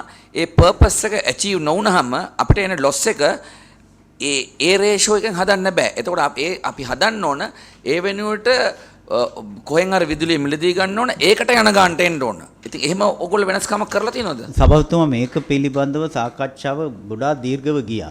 ඊට පස්සේ අපි ප්ලාන්ට් එකෙමුත් ඉල්ලුවා පුළුවන් නම් මේ රිජෙක්ට් ලෙවල් එක 5900 6000ට හරි ගේන්න කියලා. ඊට පස්සේ ඒ වගේ සාකච්ඡා ගොඩක් වට ගිහිල්ලා මම හිතන්නේ ප්ලාන්ට් එක පැත්තෙන් ඒක සාමාන්‍යකතුමා ඒක නෙමෙයි මම අහන්නේ. ඒක ඇවිල්ලා ඕගොල්ලෝ කරන්න. ඒවා ඕගොල්ලෝ කරන්න ඕන වැඩනේ. ඒවා බේසික් වැඩ. තප්පරයක් දෙන්න. ඔතුමාට තමයි අන්තිමට එන්නේ ඒක. හරිද? මම ඇහුවේ particularly දැන් අපේ purpose එක විදුලිය ජනනය කරන්න. ඒකට තමයි ගල් අඟුරු ගෙන්නන්නේ. එතකොට අපේ purpose එක achieve කරන්න පුළුවන් જાති කෙනෙක්ද කියලා බලන්න තමයි මූලික සුදුසුකම් දාන්නේ. මේ ඔක්කොම හා කියලා එනවා. ඒ ඔක්කොම පෙන්වන්න පුළුවන් කියලා ඉවරලා. ඊට පස්සේ යම් අවුලක් ගියොත් අපි හිතමු 925 ගෙනලා එක නමක විතරක් අවුලක් ගියා කියලා. ඒත් අපිට පාඩුවක් තියෙනනේ. එතකොට අපේ purpose එක achieve නොවුනහම purpose එක achieve කරගන්න තව තැනකින් මිලදී ගන්න ඕන විදුලිය. ඒ පාඩුව තමයි ඔහුගෙන් අය කරගන්න ඕන. හරිද? ඒකට මොකද්ද ඕගොල්ලෝ මේ ටෙන්ඩර් එකේ ඉඳලා ගන්නා වූ පියවර කියන එකයි අපි අහන්නේ සරලව. මම හිතන්නේ ඒකේ සභාවත්ම විනාඩියක් දෙන්න. ඒ කියන්නේ දැන් අපි දැන් මේ ලෝකවලින්ද පොලේ කියන්නේ ලෝකේ අපිට පරිබාහිර සමාගම් එකනේ මේ ටෙන්ඩර් එක යන්නේ. එතකොට ඒගොල්ලෝ අපි කන්ඩිෂන් දාන එකත් එක්ක ඒගොල්ලෝ බිඩ් කරනවද නැද්ද කියලා තීන්දුව වෙනවා. ඔව්. එතකොට අපිට දැන් ගල් අඟුරු ඕනේනේ. දැන් මේ ප්ලාන්ට් එක හදලා තියෙන්නේ. එතකොට අපේ රටේ ගල් අඟුරු නැත්තම් විදේශ වලින්ද පොලෙන් ගල් අඟුරු මිලදී ගන්න වෙනවා. එතකොට ඒ සමාගම් මේ බිඩ් කරන්න කැඳවා ගැනීමත් අපිට වැඩක්. එතකොට මෙතන ඇත්තටම අපිට මේ පහුගිය කාලෙම නිරීක්ෂණය වෙච්ච දේ තමයි දැන් ප්ලාන්ට් එකේ on time data එකට සමානුපාතිකව load port report එකයි discharge port report එකයි accredited lab වල reports මුළුමනින්ම පටහැනි වීම. මේ ක්‍රියාවලියේ තියෙන ලොකුම weakness එක කොතනනේ? හරිද? අපි accredited lab කියලා පිළිගන්නවා නම් ඒවා load port එකයි discharge port එකයි on time data එකයි අතර ලොකු gap එකක් තියෙන්න බෑ. හරිද? එතකොට මේ lost එකෙන් බලපාපු ප්‍රධාන කාරණේ තමයි අපිට international agreement එකට යනකොට අපිට ඒක base කරගන්න වෙන්නේම accredited lab වල report පදනම් කරගෙන. එතනින් පිටපයින්න බෑ. එතකොට දැන් මේ කොච්චර අපි තර්ක කළත් අපි මේ plant එකේ lab එකේ report වලට කොච්චර තර්ක කළත් ඉන්ටර්නැෂනල් එග්‍රීමන්ට් එකේ නෑනේ අපි ප්ලාන්ට් එකේ තියෙන ලැබ් එකේ තියෙන රිපෝට් වලට සහ on time data වලට. දැන් on time data අපි කන්ඩිෂන් එකක් දැම්මොත් එහෙම මම දන්නේ ලෝකෙ කිසිම සමාගමක් බිඩ් කරන්න නේද කියලා වල. අපිට ඕගොල්ලන්ගේ බලාගාරය පිළිබඳව විශ්වාසය කොහොමද තියන්නේ කියලා. ඒ නිසා අපිට හෙට දවසෙත් කරන්න වෙන්නේ accredited lab base කරගත්තු එග්‍රීමන්ට් එකක්ම තමයි යන්න තියෙන්නේ. එතකොට අන්න එතන තියෙන lost එක අපි කොහොමද කවර් කරන්නේ? එකක් තමයි එහෙමනම් දැන් PCSL එක දිගටම මෙතන අපිට රිපෝට්ස් ඉදිරිපත් කළේ ප්ලාන්ට් එකේ තියෙන ලැබ් එකේ data පදනම් කරගෙන. එතකොට එහෙමනම් දැන් ලැබ් එකට තියෙන්න ඕනේ ප්ලාන්ට් එකේ data පදනම් කරගෙන ඉදිරියටත් අපි මේ තර්කණේ එනවා නම් හරිද? එතකොට ඒක ඇක්ටිවේටඩ් ලැබ් එකක් බවට පත් කරගන්න තියෙන මැදිහත්ය මොකද්ද? ඒක තමයි ඒක අංග එක. එතකොට ලැබ් එක ඔයගොල්ලෝ ප්ලාන්ට් එක කියන්න ඕනේ කොහොමද මේක ඇක්ටිවේට් කරගන්නේ? ඒක නැතුව යන්න බෑ. හරිද? එහෙම නැත්නම් ලංකාවේ ලැබ් එකක් ස්ථාපිත කරගන්න මැදිහත් වීමක් කරන්න ඕන අමාත්‍යාංශ පැත්තෙන් මැදිහත් වෙලා. හරිද? ඊළඟ කාරණේ තමයි අපට හොඳ මේකෙන් බෑන්නුවේ කොටෙක් නෑක. හරිද? අපට ලොස්ට් එක කවර් කරන්න තිබ්බ අවස්ථාව නැති කලේ කවුද? කොටෙක් නෑක. කොච්චර ඇක්ටිවේටඩ් කිව්වත් අපි ගිහිල්ලා ලැබ් අපි ප්ලාන්ට් එකට ගියානේ. ප්ලාන්ට් එකේ CCTV හයි කරලා ඔක්කොම කලෙක්ට් කරගන්න. ඕක ඔක්කොම බලන් ඉන්නවා. ඊට පස්සේ එතන ඉඳලා කොළඹට අරන් එන්නේ කවුද? කොටෙක් නැකේ අර එතන ඉන්න ටී-ෂර්ට් ගහගත්තු අපේ ඉන්දියන් කට්ටිය කියලා ලංකාවේ කට්ටිය තමයි කොටෙක් නැකේ ඉන්නේ ප්ලාන්ට් එකේ. ඒතකොට ඒගොල්ලෝ වෑන් එක දාගෙන සාම්පල් එක අරන් එන ඩොලර් මිලියන නේද? ඩොලර් මිලියන මේ 15 20ක ගණදුනුවක් වෑන් එක මේ සාම්පල් අරගෙන කොළඹ එනවා. කොළඹ ඉඳලා කුරියර් කරනවා ඉන්දියාවට. අඩුමතරම කන්ඩිෂන් එකක් තියෙනවාද ඉන්දියාවේ අපේ හයි කමිෂනර් ඔෆිස් එකේ නිලධාරියෙක් ගිහලා කොටෙක් නැකේ ලැබ් එකට ගිහලා මේක ඕපන් කරන්න ඕනේ කියලා වල. මේක අපි කියන ටැග් එක කඩන්න ඕනේ කියලා. සාමාන්‍ය තීරියන්නේ. ඔන්න ඔය වීක් එක වහන්න. ප්‍රොසෙස් එක. හරිද? අපි දන්න විදිහට ඔයිට කලින් කොටෙක් නේකට සාම්පල් යවන්න කලින් මෙහි රිපෝට් හැදුවා කොටෙක් නේකේ. හරිද? ඔය කොච්චර මහතුරු වේදන තර්ක කළා කියන්න හැදුවත් කොටෙක් නේකට සාම්පල් වලට රිපෝට් එව්වේ නැහැ. හරිද? මෙහි රිපෝට් හැදුවා. හරි දැන් තියෙන්නේ අපි විනිවිද පේන විදිහට ටෙන්ඩර් එක දාලි වල අඩුම ලංසුවට තෝරගත්තු මේ ක්‍රියාවලිය අන්නන්න මේ කට්ටියම ගේමක් ගැහුවා. ඒ නිසා ඔබතුමාලා ඉල්ලන්නේ කරුණාකරලා ඇක්ටිවේටඩ් ලැබ් ලෝකේ තියෙන එක එක මට්ටම් වලින් ඉන්දියාවෙත් හදනවා බෙහෙත් පෙත්ත ජර්මනියෙත් හදනවා. හරිද? USAත් හදනවා. හැබැයි ක්වොලිටියත් වෙනස්, මිලත් වෙනස්. ඒ නිසා ඔක්කොම බෙහෙත් තමයි. ඔක්කොම ඖෂධ වටිනාකම තියෙන්නේ. නිසා කරුණාකරලා ඇක්ටිවේටඩ් ලැබ් තෝරගනිද්දී ලෝකේ පිළිගත්තු අපිට විශ්වාස තියන්න පුළුවන්. ඊට කලින් ගේම් ගහන කට්ටිය ඕන තරම් ඇක්ටිවේටඩ් ලැබ් තෝරගන්න නැති. හැබැයි අපිට එහෙම දැන් උමනාවක් නැහැනේ. කරුණාකරලා මේ දේශපාලන කාරණේ බේරන්න. හරිද? ඕගොල්ලන්ගේ තියෙන මේ දුර්වල පරිපාලන රටාව විසින් අපිට දේශපාලන වන්දි ගෙවන්න බෑ. නිසා මේ මෙතෙන් සිට ඉස්සරහට කරුණාකර ලේකම්තුමා ඔබතුමාලත් මේක අවධාරණය කරලා ඇක්ටිරේට් ලැබ් තෝරා ගනිද්දී ජාත්‍යන්තර අපිට පිළිගන්න පුළුවන් ඒවා තෝරගන්න. ලේකම්තුමා දැන් මේ මන්ත්‍රීතුමා පැහැදිලි කරපු කාරණාව 100ක් හරි. හරිද? ඕක තමයි අපි මෙතෙක් වෙලා කතා කරේ. හරිද? එතකොට දැන් ජාත්‍යන්තර මේ සැපයුම් කරුවන් හොයාගන්නත් ඕන. අපේ අවශ්‍යතාව ඉෂ්ට වෙන්නත් ඕන. ඒ නිසා ලක්විජය බලාගාරයට අන්තිමට ලක්විජය එන්නේ. එතකොට අපිට රිවර්ස් සර්කල් එකේ යන්න පුළුවන්. ලක්විජය බලාගාරයේ වාර්තා ඇක්‍රෙඩිටඩ් ලැබ් එකට මට්ටමට ගෙන්න ගැනීම වැදගත්. එතකොට ඒ හරහා ඒකේ 300 ජනනය වීම ඒක තමයි අනිත් පැත්තෙන් ගන්න. එතකොට එතන 300 ගැනීම මෙගාවොට් 300 ගැනීම සඳහා අවශ්‍ය හරිම කිලෝ කැලරි ප්‍රමාණය මොකක්ද? එතකොට මේ රියල් ටයිම් රිපෝට් එක ඇක්‍රෙඩිටඩ් ලෙවල් එකට ගේන්න ඒගොල්ලන්ට වෙනත් කෙනෙක්ගේ සහායක් ගන්නවද නැත්නම් ඒක ලැබ් එකක් බවට පරිවර්තනය කරනවද කියන කාරණේ වැදගත්.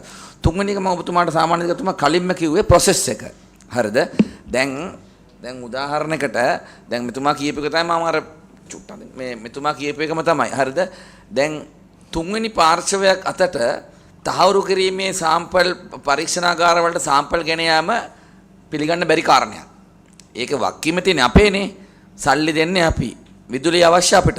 ඒ කියන්නේ ලංකාවට. හරිද? එතකොට ඒකේ වක්කීම තියෙන්න ඕන මේ පැත්තේ. ඒකයි මම කිව්වේ සම්පූර්ණ process එකම draft කරලා අරගෙන තියෙන පීවර මොකද්ද කියලා ඉවරලා සහ මේ නෛතික ගැටලු විසඳගෙන තියෙන්නේ මොන විදිහටද කියන එක ලේකම්තුමා මම හිතනවා ඔබතුමා වක්කීම බාර අරගෙන අමාත්‍යාංශ ලේකම්වරයා විදිහට ඔබතුමා වක්කීම බාර අරගෙන අපි අර මාසයක කල් දුන්නා මේ ලක්විජය බලාගාරයයි අපේ මේ ගල්ලංගුරු සමාගමයි අදාළ මේ CB එක කඩපු කම්පැනි වලින් මේකට බලපාන සමාගම් ටික අතර අරගෙන විශේෂඥයොත් එක්ක සාකච්ඡා කරලා ප්‍රායෝගික ප්ලෑන් එකක් දෙන්න එකට.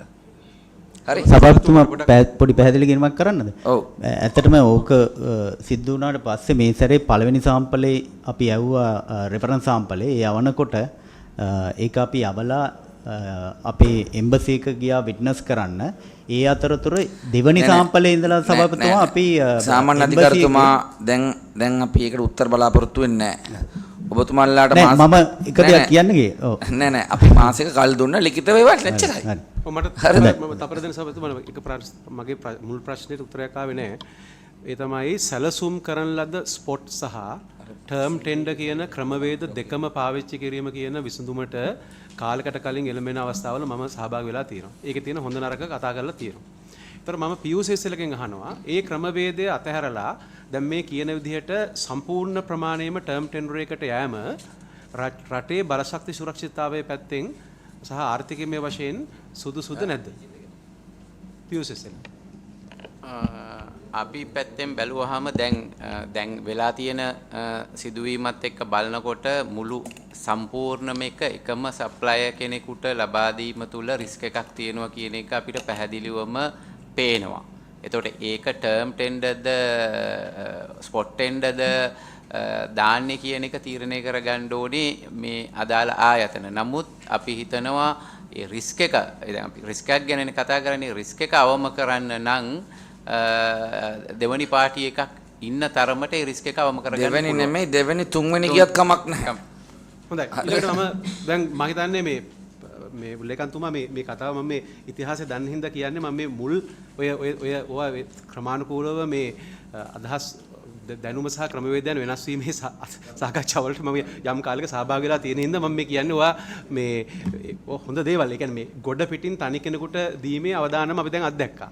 හරි එතකොට ඒක ඉස්සරහට වෙන්න පුළුවන්. අපි දන්නේ නැහැ නේ සප්ලයිස්ලා කියන්නේ පිට පාර්ශවයක්. ඒතර අපි රට ගැන හිතනවා නම් යම් විදිහක PUCSL එකේ මතයත් සලකලා ඔබතුමා හිතන්නේ මේ ඉමර්ජන්සි පර්චේසින් නෙමෙයි.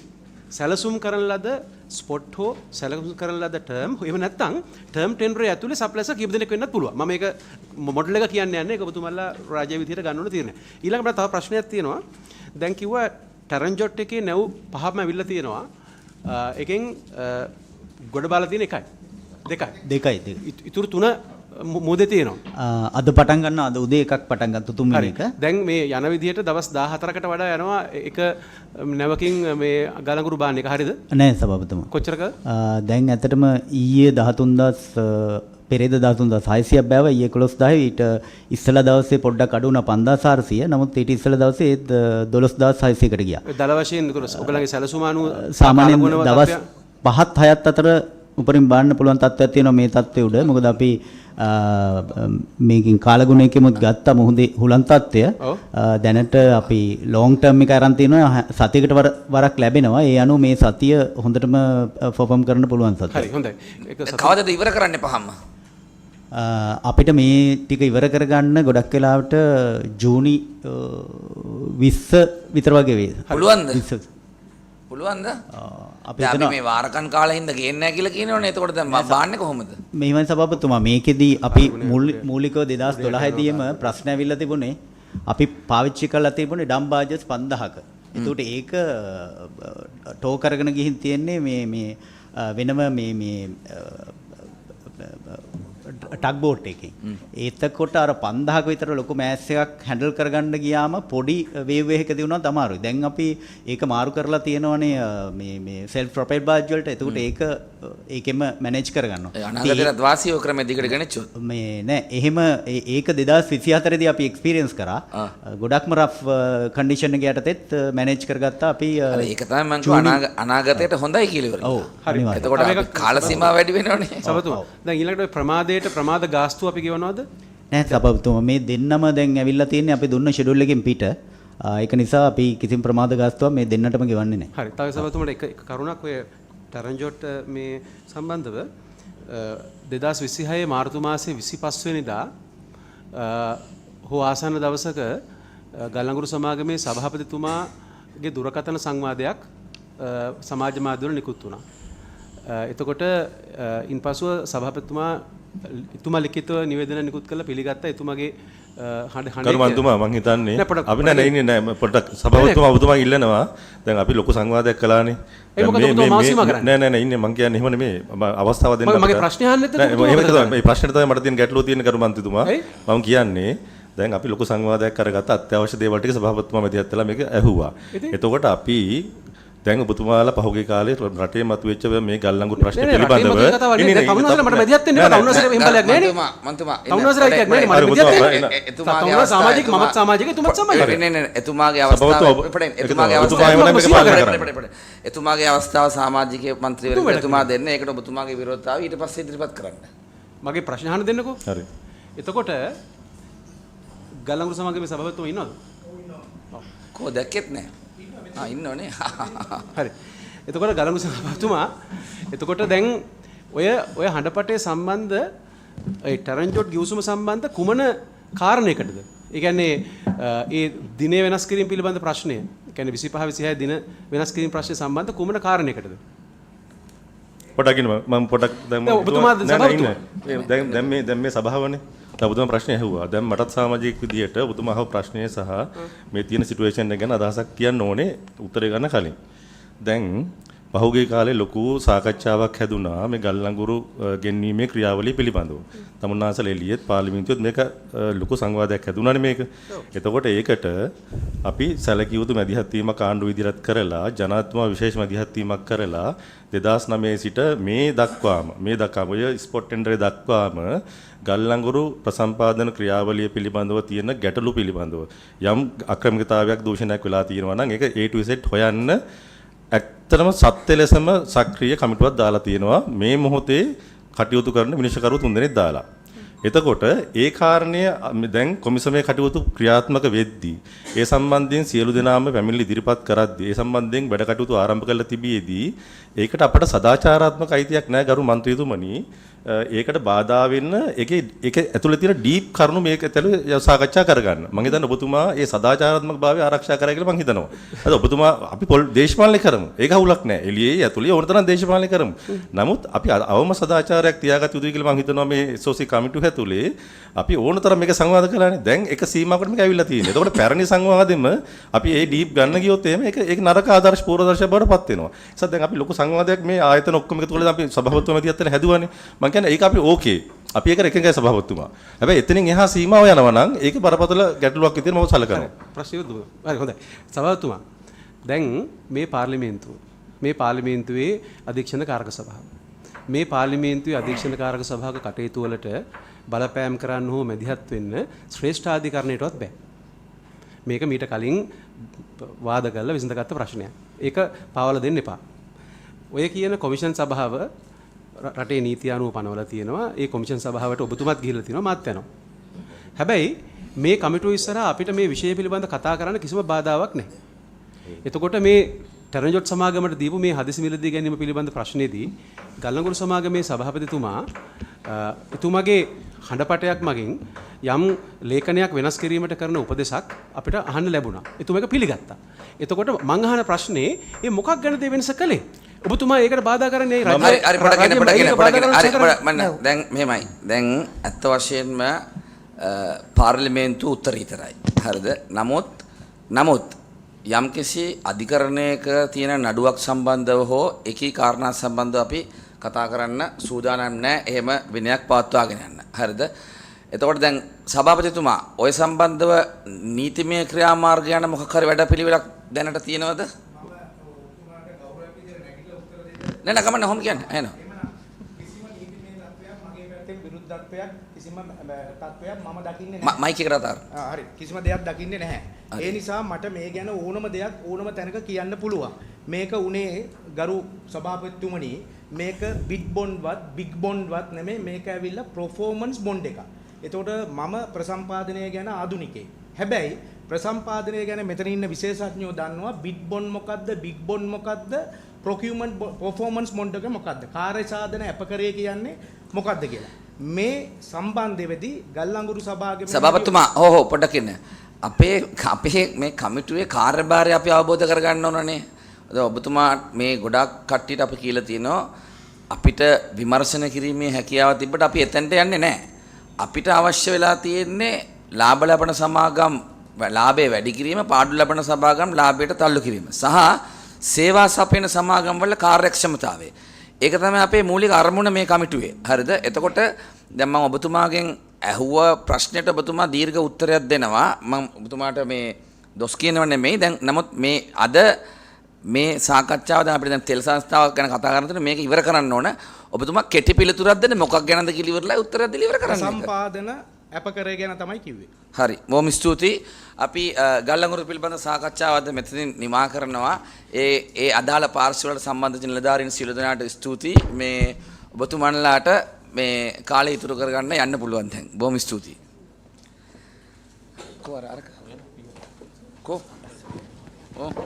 මේකද? ලේකම්තුමා ඉන්නවනේ. ඔබ අමාත්‍යාංශ ලේකම්නේ. හරි. අපි එහෙනම් දැන් ඊළඟ එක තමයි දැන් අපි මේ ලංකා ඛනිජ තෙල් නීතිගත සංස්ථාව සහ අර සමාගම් දෙකම ඉන්නෝනේ මෙතන. දෙකම ඉන්නේ එකම කළමනාකාරීත්වය නේද? ඒ නිසා දැන් මේ අපිට මේ පැහැදිලි කර ගැනීම තමයි අවශ්‍ය. හරිද? එතකොට දැන් විවිධ දැන් මේ ලෝක මේ යුද්ධයත් එක්ක ලෝක වෙළඳපොලේ තෙල් මිල ගණන් වැඩි වෙලා තියෙනවා. ඒ තෙල් මිල වැඩිවීමත් එක්ක ලංකාවේ තෙල් මිල වැඩි වුණා. මේකේ පාර්ලිමේන්තුව කියන්නේ ජනතාව. හරිද? ඒ නිසා ජනතාවට මේ තෙල් මිල වැඩි වෙලා තියෙනවා. එතකොට දැන් මේක QR ක්‍රමයක් ගෙනල්ලා තියෙනවා. එතකොට මේ සම්බන්ධව දැන් තෙල් ආනයනය කිරීම ලෝක වෙළඳපොලේ තත්ත්වයන් සහ අපි මිලදී ගත්තු විදි ඉදිරියේදී මොකද්ද වෙන්න කියන එක සම්බන්ධව අපි ඔබතුමන්ලාට අවස්ථාව දීලා ආරම්භ කරන්න.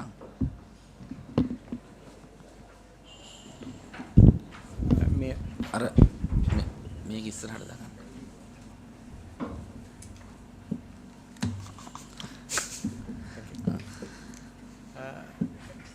මම පැහැදිලි කරන්නම් අපි කොහොමද මේ අර්බුදයට මුහුණ දුන්නේ කියලා.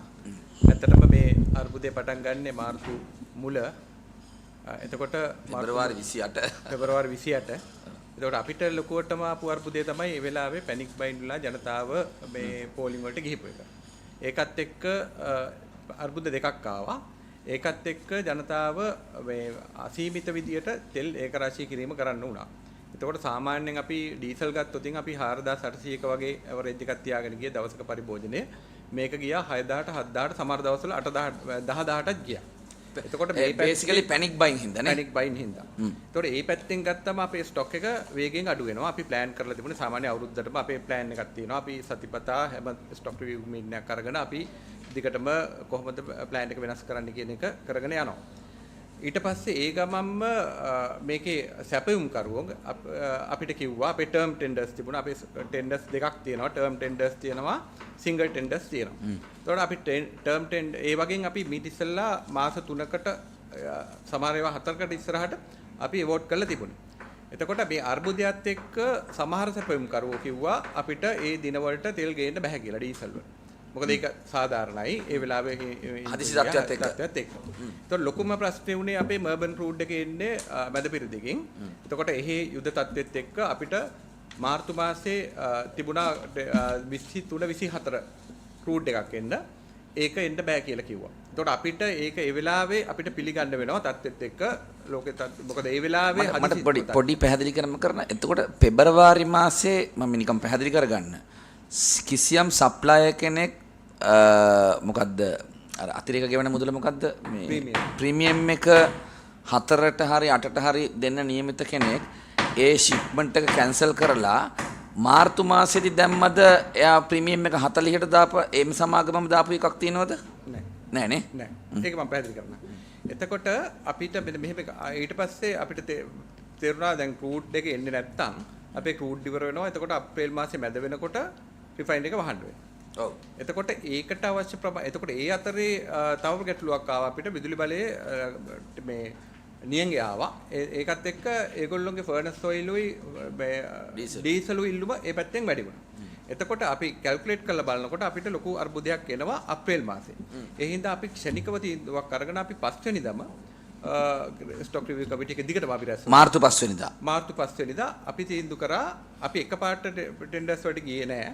මොකද අර්බුදයේ වෙලාවේ අපි ටෙන්ඩර් එකක් කෝල් කරලා තෙල් ගත්තොත් වැඩිපුර ගෙවන්න වෙනවා. ඒ හින්දා අපිට අපේ ස්ටොක් එක ඉවර වෙන දවසට ඒකත් පොඩ්ඩක් තේරුම් කරන්න සමවත්තුමා. ඒ කියන්නේ අපි ටෙන්ඩර් එක අවෝඩ් කරන වෙලාවේ තියෙන රේට් එකද බලපාන්නේ ෂිප් එක එන වෙලාවේ රේට් එකද බලපාන්නේ? දෙකක් තියෙනවා. ටර්ම් ටෙන්ඩර් එකක බලපාන්නේ අපිට monthly average එක. හරි කිය. ටර්ම් ටෙන්ඩර් එකක බලපාන්නේ monthly average එක. ප්‍රීමියම් ඒ මාසේ average එක. monthly average එක මොකද අපි ඒව ගන්නේ මේ 1 month credit. ඒතකොට ඊළඟ මාසේ තමයි අපි ගෙවන්නේ. සිංගල් ටෙන්ඩර් එක තියෙන්නේ 5 day average එක. බාන වෙලාවේ ලේකෑන් එක කියන්නේ බාන පළවෙනි දවසේ දෙපැත්තට දවස් 2යි මැද දවසයි දවස් 5 average එක ගන්න. හරි. එතකොට උනේ අපි ඊට පස්සේ අපි ක්ෂණිකව තීන්දුව කරලා අපි බැලුවා අපිට කොච්චර එනවද කියලා. අනිත් පැත්තෙන් බැලුවා අපි දන්නේ නැහැ මේ පැත්තෙන් ජනතාව තෙල් පරිභෝජනය කරනවා. එතකොට ඒවත් එක්ක තමයි අපි තීන්දුව කරන්නේ අප්‍රේල් වලට අපි 5 වෙනිදා තීන්දුව කරලා ෆ්ලෝට් කරා ටෙන්ඩර්ස් 5කට වෙන්න. ඒකට ඒවා ඕපන් උනේ 17 වෙනිදා. අපිට ලොකු සැකයක් තිබුණා 17 වෙනිදා වැරදිලාව මේ ටෙන්ඩර්ස් වලට ආවේ නැත්නම් රටේ ගැටලුවක් එනවා. ඊට පස්සේ අපි ජනතාව පැනික් බයින් වෙන ඉඳලා අපි කැල්කියුලේට් කරලා දින කිව්වා මේ ජනතාවට මේ දවස් වලට යනකම් අපි තෙල් දෙනවා. තෙල් සැප සාතික කරලා තියෙන්නේ. කලබල වෙන්න එපා කියලා. නමුත් ඒක කළමනාකරණය කරගන්න ඇත්තටම ජනතාව ආපහු සම්පූර්ණ කරගන්න මාසේ භාගයකට වැඩි කාලයක් ගියා. ඒක තමයි ඊට පස්සේ අර මැද්දේ අපිට අවස්ථා දෙකකදී තෙල් වැඩි කරන්නත් උනේ. එතකොට දැන් ওই කාලේ වෙනකොට QR එකක් දාලා ඉවරයි නේද? නෑ QR එක දාන්නේ 15 නෑ 15 වෙනිදා. මාර්තු 15 වෙනිදා. මාර්තු 15. අපි ඇත්තටම QR එකට අපි රෙඩි වුණා. රෙඩි වුණාට ඊට පස්සේ අර තිබුණු ගැටලු තාක්ෂණික කාරණා එක්ක ඇවරේජ් කියන්නේ අපිට QR එක නිසා කොච්චර percentage එකක් පරිභෝජනය කන්ට්‍රෝල් වෙලා තියෙනවද? එතකොට ඒක ගත්තොත් මෙහෙමයි ඇවරේජ් එක සාමාන්‍යයෙන් ජනවාරි වල ඩීසල් මං කියන්නම් 4781ක් ගිහින් තියෙනවා. පෙබරවාරි එක නැග්ගා 5076කට, මාර්තු 6533කට ගියා. අප්‍රේල් 5019කට ගිහින් තියෙනවා. හැබැයි මේ අප්‍රේල් එක ඇතුලේ තියෙනවා ඩීසල් වල විදුලි බලයට ගිහිප එක. දැන් අපි මේ ඒක බලන්න පුළුවන් අතිරේක විදුලි බලයට දුන්නු ගාන අඩු කරාම කොච්චරද කියලා කන්සම්ප්ෂන් එක. අපිට QR එකත් එක්ක දැන් බහැලා තියෙනවා 3914. ඒ ඩීසල් පෙට්‍රල් 40ක විතර කන්ට්‍රෝල් එකක් තියෙනවා. බහැලා තියෙනවා. ඒ කියන්නේ අපි ඒකත් එක්ක ඇත්තටම කන්සම්ප්ෂන් එක පෙට්‍රලුත් ඒ වගේමද?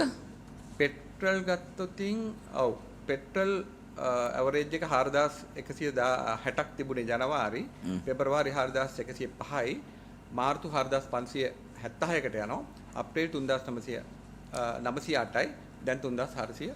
ඒක හැබැයි අර ප්‍රතිශතයෙන්ම අඩු වෙලා නැහැ, යම් අඩුවක් තියෙනවා. යම් අඩුවක් තියෙනවා. ෆර්නස් ඔයිල් ඔයිල් වල තියෙන මෙහෙමයි ෆර්නස් ඔයිල් තමයි ගැටලුව ආවේ. ෆර්නස් ඔයිල් වල විදුලි බලයට විතරයි යන්නේ. විදුලි බලය සහ ඉන්ඩස්ට්‍රීස් වලටනේ. ඔව්. ෆර්නස් ඔයිල් වල අපිට අර මං කියාගෙන ගියේ එකේ ඊට පස්සේ අපිට ෆර්නස් ඔයිල් නැති වෙනවා අප්‍රේල් මැද වෙනකොට. ඒ හින්දා අපි අර ටෙන්ඩර් එකේ ෆර්නස් ඔයිල් දැම්මා. අපි ෆර්නස් ඔයිල් දැම්මා, ඩීසල් දැම්මා, ඊට පස්සේ ජෙට් A1 දැම්මා, ක්‍රූඩ් දැම්මා. ක්‍රූඩ් වලට අපිට ආවේ නැහැ ඇත්තටම. ක්‍රූඩ් වලට එකක් ආවේ නැහැ. ක්‍රූඩ් අපි වලට එතන ගෙනියමු සාකච්ඡාව. අර ජනවාරි මාසයේ ඉඳලා ෆර්නස් ඔයිල් පොඩ්ඩක් කියන අර පෙට්‍රල් ඩීසල් කිව්වා වගේ. ෆර්නස් ඔයිල් අපේ 1400ක් ගියේ දවසකට අපි නිෂ්පාදනය කරන ටික සම්පූර්ණ ගිහිල්ලා නෑ මාසෙකට කොච්චර එළියට දාලා තියෙනවද ෆර්නස් ඔයිල් ජනවාරි මාසේ කොච්චරද පෙබරවාරි මාසේ කොච්චරද මාර්තු මාසේ කොච්චරද අප්‍රේල් කොච්චරද මයි කොච්චරද කියලා දැන් අර කිව්ව ඩීසල් පෙට්‍රල් ඒ වගේ තියෙනවද ඒ ටික සම්පූර්ණම මෙහෙමයි අපි 1400ක් හැදෙනවා 1400 සම්පූර්ණම ගිහින් තියෙනවා එතකොට ඒ සම්පූර්ණම ගියා ඊට පස්සේ අපි අප්‍රේල් මාසේ ගෙනාවා 13 14 නැවක් දැන් ඒකත් ඉවර වෙනවා ඊට පස්සේ අපිට අපි ආපහු ලබන මාසේ නෑ හරි මම ඔය දීර්ඝ නෑ සම්බවතුමා ඔය දීර්ඝ උත්තරේ නෙමෙයි අර දැන් අපිට කන්සම්ප්ෂන් එකේ රේෂෝ එක මොකක්ද කියලා බලන්න අය ඕන ඔබතුමා හරි කියන කල්පනා කරන්න දැස්තුමා හැමදාම මයික් මුළු මාසෙම 42000 සාමාන්‍යයෙන් 40000 42000 වගේ තමයි හැමදාම යන්නේ. ඒකේ වෙනසක් වෙන්නේ නැහැ. මොකද අපිට දෙන්න පුළුවන් ප්‍රමාණය තමයි යන්නේ. ඒතකොට මේ ප්‍රමාණය කොහොමදත් දෙනවා. හරි. ඒතකොට ඒ අවශ්‍යතාවයේ වැඩිවීමක් හෝ අඩුවීමක් වෙලා තියෙනවද? නැහැ. අවශ්‍යතාවය වැඩි වෙන්නේ නැහැ. මොකද තියෙන ප්ලාන් ප්‍රමාණයට තමයි ප්‍රොඩක්ෂන් එක හදලා තියෙන්නේ. ඕන දැන් මේක ඉල්ලනවනේ ඉන්ඩස්ට්‍රීස් වලට. නැහැ. මේක ඉන්ඩස්ට්‍රීස් වල ලොකු ගණක් වැඩි. ඉන්ඩස්ට්‍රීස් වල ලොකු. එහෙනම් මේ ඔබතුමා කියන්නේ මේ විදුලි බලයට විතරද?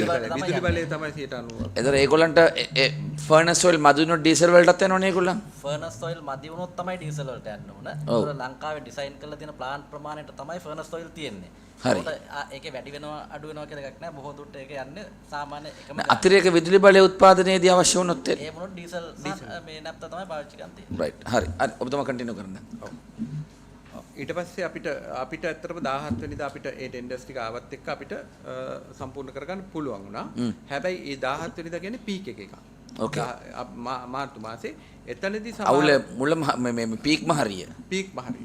ඒකෙදි සමහර මේ ඒවා ප්‍රීමියම් අගයක් සෑහෙන වැඩි වුණා. ඒක නෝමල් නේ.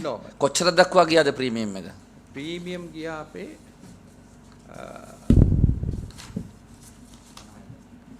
වැඩිම ප්‍රීමියම් 93ක තමයි ගියේ.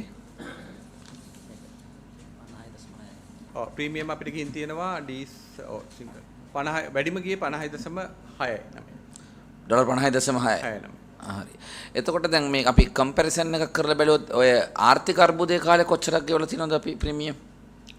අදහසක් ඇතිනේ ඔබතුමාට? අර්බුදයේ කාලේ මට මතක හැටියට 37 40 පැන්නුවේ නැද්ද?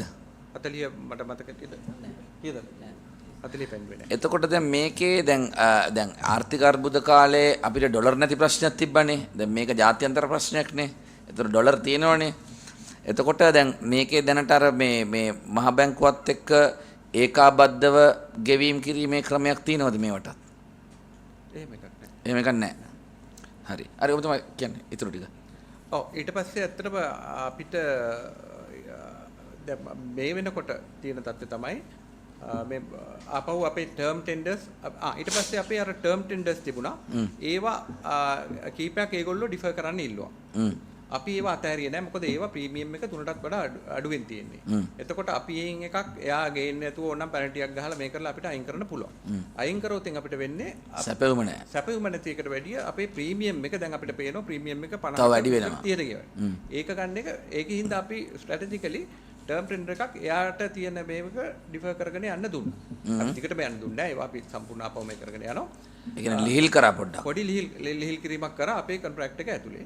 එහෙම එකක් කරලා අපි අර ටික ගත්තා. දැන් අපිට යන්නේ ටර්ම් ටෙන්ඩර්ස් වලින් එන ඒවා. ඊට පස්සේ අපිට දැන් මේක සමනය වෙනවත් එක්කම ක්‍රූඩ් ඔයිල් එක අපිට අත්‍තරම මාර්ච් වල 23 24 එක විතරයි අපිට මේ පරක්කු උනේ. අප්‍රේල් මුල එකක් තිබුණා. එකක් පරක් වෙලා අපිට අප්‍රේල් හම්බුණා 12000 හරි ක්‍රූඩ් එකක් හම්බුණා. ඒ ප්‍රමාණවත් දැන් ඉස්සරහ තත්ත්වය කියන්නකෝ. ඉස්සරහ තත්ත්වය දැන් අපිට ක්‍රූඩ් ඔයිල් සම්පූර්ණම සප්ලයි එක ඕකේ වෙලා තියෙන්නේ. අනිත් කොච්චර කාලයකටද? ඒක අපේ සැලසුම් කරලා දැන් අගෝස්තු වෙනකම් අපි සැලසුම් කරලා තියෙනවා. ඉතින් එහාට දැන් සාමාන්‍යයෙන් crude oil. එතකොට මේ රිෆයින් කරපුවා? රිෆයින් කරපුවත් අපි සැලසුම් කරලා තියෙන්නේ කිසිම ගැටලුවක් නැතුව. ඒ කියන්නේ ඒ අගෝස්තු වෙනකම් මේ ප්‍රීමියම් එකටමද යන්න වෙන්නේ නැත්නම් ඊට වඩා අඩු වෙයිද? ප්‍රීමියම් දැන් අඩු වෙගෙන යනවා. ඇත්තටම දැන් අන්තිම එකේ ප්‍රීමියම් එක ආවේ 7යි. 7ට බහලා තියෙනවා ඩීසල්. ඔව්. පෙට්‍රල් බැස්ස 5යි. දැන් ඕකේදී අර කතාවක් ආවනේ HSBC CEO ගේ කතාව ලෝකේ වැඩිම ගන්න කිව්ව මොකක්ද ඒක අපිට පැහැදිලි කරන්න? ඒක කියන්නේ ඒකේ අපේ දැන් අර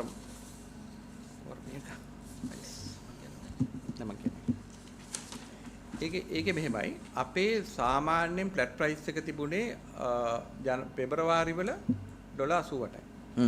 දැන් ඒක යනවා 199ට යනවා ඇවරේජ් එක මාර්ච් වල. අප්‍රේල් එක යනවා 199ට 188ට යනවා. එතකොට දැන් මම කියන්නම් අපි ඔය කියන එක එනකොට අපි ගන්නව නැවක් 6-7. ඒකේ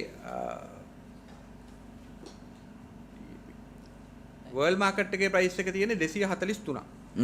අපි 289ට වැඩියෙන් අරන් තියෙන්නේ ඕක විතරයි. එතකොට 243ක්. ඒක රිෆයින්ඩ් ඔයිල් නේද? රිෆයින්ඩ් 45යි. එතකොට එතුමා කියලා තිබුණේ ඔයිල් කියලා. දැන් මෙතන ප්‍රශ්නේ උනේ ක්‍රූඩ් ඔයිල් කියලා තමයි රිෆයින් කරේ. නමුත් අපි ක්‍රූඩ් ඔයිල් අරන් තියෙන්නේ වැඩිම තියෙන්නේ ඩොලර් 71කට. ඕකේ. දැන් අපි ක්‍රූඩ් ඔයිල් අරගෙන නැහැ. මගේ ප්‍රශ්නේ ඒක නෙමෙයි. දැන් ක්‍රූඩ් හරි රිෆයින් හරි ඔය එතුමා කියන විදිහට ලෝකෙම වැඩිම ගානට මිලදී ගන්න තියෙනවා කියලා අපි ගන්න තියෙනවා කියලා කියන්නේ. එයා ඔයිල් කියලානේ කියන්නේ. ඔව් ඒක කොයි නෑ ඒක නෑ මං අහන්නේ රිෆයින් හරි ක්‍රූඩ් හරි ලෝකේ වැඩිම ගාන දීලා අපි අරන් තියනවද නැද්ද? නෑ ඒක සම්පූර්ණ වැරදි අදහසක්. අන්න පොට පැහැදිලි කරන්න එක. මොකද ලෝකේ 4 වෙනි මාසේ 4 වෙනිදා වගේ වෙනකොට 4 වෙනිදා සීමාවෙදී ලෝකේ ඉන්ඩෙක්ස් එක තිබුණේ 291යි 782ට. එතකොට ඒ කාලෙදි ගත්ත කට්ටිය ගත්තේ 300 පැනලා ගත්තේ. එතකොට හැබැයි අපි ගත්තේ 6 වෙනිදා. එතකොට 6 වෙනිදා ගන්නකොට ඔක බැහැලා තිබුණේ. එතකොට ඒක කොහොමත් අපිට එදා නෙවෙයි මාසයකට කලින් තමයි දිනේ දෙන්නේ. එතකොට ඒ දවසේ තියෙන ඉල්ලුම මත තමයි ලෝකයේ මිල තීරණය වෙන්නේ. හැබැයි ඒත් අපි පීක් එකට අහුුනේ නැහැ.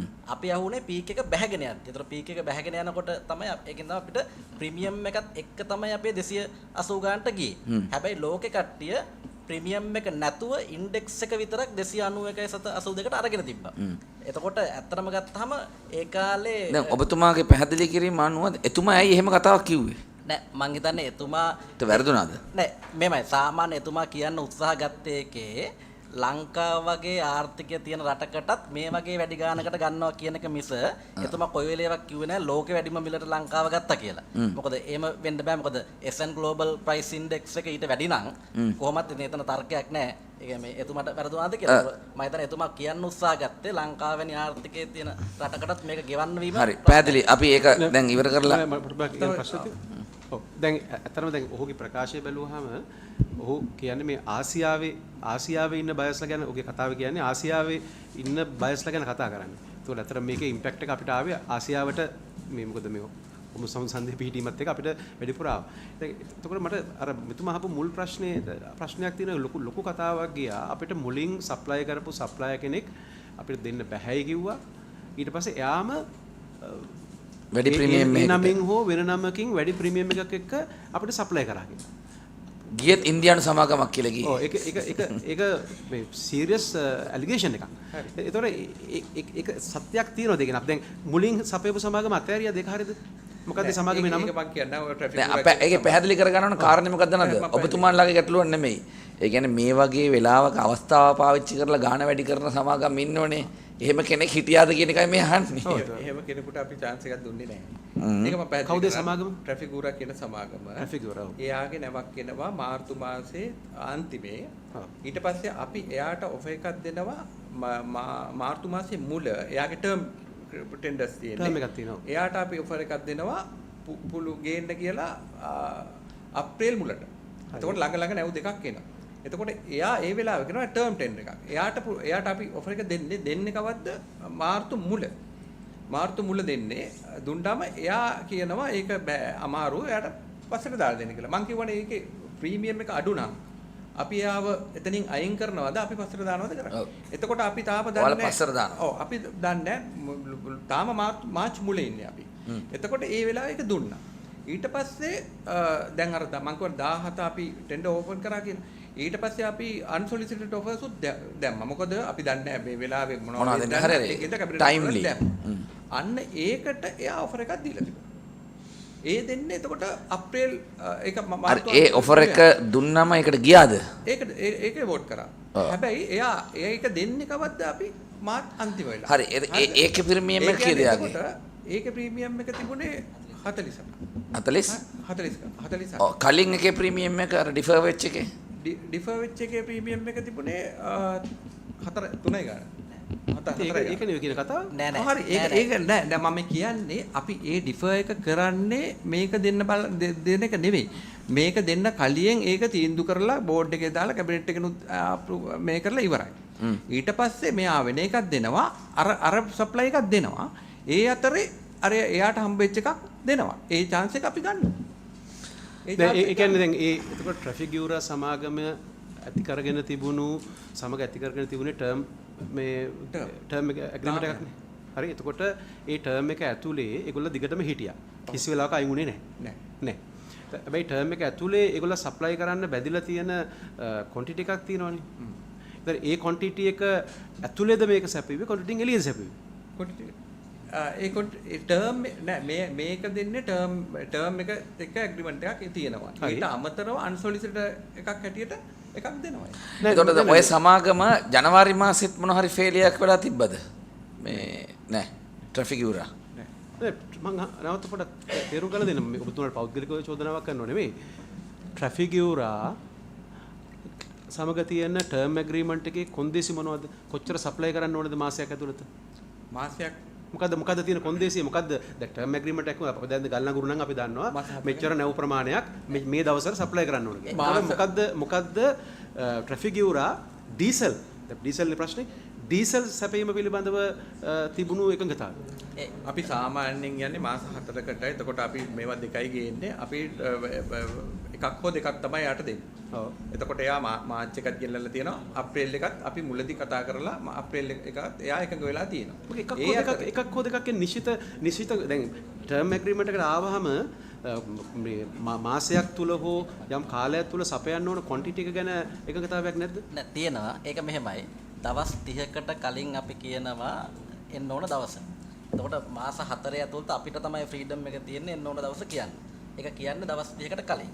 එතකොට මේ 3 වෙනි මාසේ කියලා තිබිච්ච දවසට තිබිච්ච එක කියන්නේ 30 වෙනිදා විතර තිබුණේ. ඒක 30 වෙනිදා ආවා. ඊට අමතරව එයා තව එකක් ඔෆර් කරා මට ඒ දවසට පස්සේ වෙනිදා තව එකක් දෙන්න පුළුවන් කියලා. නෑ අපි ඔක ලියා ගමු. එයා ඩිෆර් කරපු එක ඩිලිවර් කරේ කවද්ද? ඒ 4 වෙනි මාසේ තමයි ඩිලිවර් කරේ. ඩිෆර් කරපු එක 4 වෙනි මාසේ ඩිෆර් තිබුණේ. 3 වෙනි මාසේ ඩිෆර් කරේ නෑ. මෙහෙමයි දැන් ඔබතුමන්ලාගේ වරදක් නොවෙන්න පුළුවන්. හරිද? හැබැයි එයා මේ අවස්ථාව පාවිච්චි කරා කියලා දැනෙන්නේ නැද්ද? නෑ මෙහෙමයි ඔක්කොම ඩිලිවර් කරලා තියෙනවා. මෙහෙමයි අපි දැන් වෙන දැන් අපිට හදිසි අවශ්‍යතාවයකටනේ තව අන්සොලිසිටඩ් ඔෆර්ස් මේ කරන්නේ. රෝඩ් එකේ නෑ එහෙම නෙමෙයි. අමතර එකක් නෙල්ලන්නේ. ඒ අමතර එකේ ඔබතුමන්ලාගේ කාර්යය ඒ වෙලාවේදී රටේ තෙල් හිඟයක් නොවෙන්න මොන විදියෙන් හරි කොහෙන් හරි තෙල් ගේන එක. හරිද? ඒක ගෙනාවේ නැත්තම් වෙන කතන්දර තියෙන්නේ දැන් කොහොම හරි ගේන්න ඕන. එතකොට දැන් මෙතන එයා ඔපචුනිටි එකක් ග්‍රැබ් කරා කියලා මම අහන්නේ. දැන් එයා නියමිත දවසට ඩිලිවර් කරා නම් අපිට අන්සොලිසිටඩ් යන එක තව පරක්කු වෙන්නත් තිබ්බා. ඒ අවශ්‍යතාවය යම් ප්‍රතිශතයක් අඩු වෙන්නත් තිබ්බා. හරිද? දැන් එයා ඩිෆර් කරවෙනෝනේ. දැන් එයා ඔරිජිනලි එන්න තිබ්බේ මාර්තු මුලනේ එන්න තිබ්බේ යගේ. නෑ මාර්තු අග තමයි ඒක දාටම ආවා. එයා ඒක දුන්නා. දැන් අබතුමා කිව්වා අප්‍රේල් මාසේ කියලා ආවේ. නෑ. හරියට ආවා මාර්තුත් ආවා. මං කියන එයාට අර්බුදේ පටන් ගන්න ඉස්සෙල්ලා දීලා තිබුණා මාර්තු වගේ එකක්. ඒක එයා ආවා. හරිද? එතකොට අපි එයාට දුන්නා අප්‍රේල් මුල එකක් ගේන්න කියලා. හරි. ඒක තමයි එයා කිව්වේ. එතකොට අර්බුදේ මුල. එතකොට අපි තව ඕනේ අපි 17 වෙනිදා තමයි අපි අනිත් ඒවට එන්නේ. මේ කියන්නේ ජනවාරි මේ අප්‍රේල් මුල එක. මේ මාර්ච් මුල එක. මාර්ච් මුල එක එකකතාවයකට එනවා. ඔයාට රයිට් එදාට ගේන්න බැරි නම් ඔයාට අප්‍රේල් අන්තිමේ ගේන්න කියලා. ඊට පස්සේ අර්බුදයේ තීරුව වෙලා තව අපිට වැඩිපුර ගන්න ඕනේ හින්දා අපි කෝල් කරනවා. ඒකටත් එයා ඔෆර් එකක් දෙනවා. එතකොට එයාගේ එකතාවය ඇවිල්ලි ඉවරයි අපේ අවද්ද මේකනේ. එයා ඒක සාමාන්‍ය විදිහට කියනවා. ඒ කියන්නේ මාර්තු මාසේ ඔයා කියන්නේ ඔබතුමා කියන්නේ එයා කියපු දවසට අරක ඩිලිවර් කරා. මාර්තු මාසයක නිවිත දවසට ආවා කියන එකනේ. මාර්තු මාසයකට ආවා. දැන් අප්‍රේල් එකත් ආවා. ඊට අමතරව එයා අපිට හදිසියෙ ඉල්ලපු ඒකත් දුන්නා. හරි. දැන් අපි දැන් අවසානාත්මක වශයෙන් සමතුම මෙහෙම අපි මේ ට්‍රැෆිකුරා සමාගම සමග තිබුණු මේ ගණදෙනුව ගැන ඒ තිබුණු ගිවිසුම මොකක්ද? සප්ලයි කරපු විදිහ මොකක්ද? මොන මිලකටද කියන කාරණේ ගැන වෙනම වාර්තාවක් ඇඳවලා ඊළඟට ඒක මම අන්තිමට කියන්නම්. හරිද? එතකොට දැන් අගෝස්තු මාස වෙනකන් ගැටලුවක් නැහැ නේ තෙල් වල.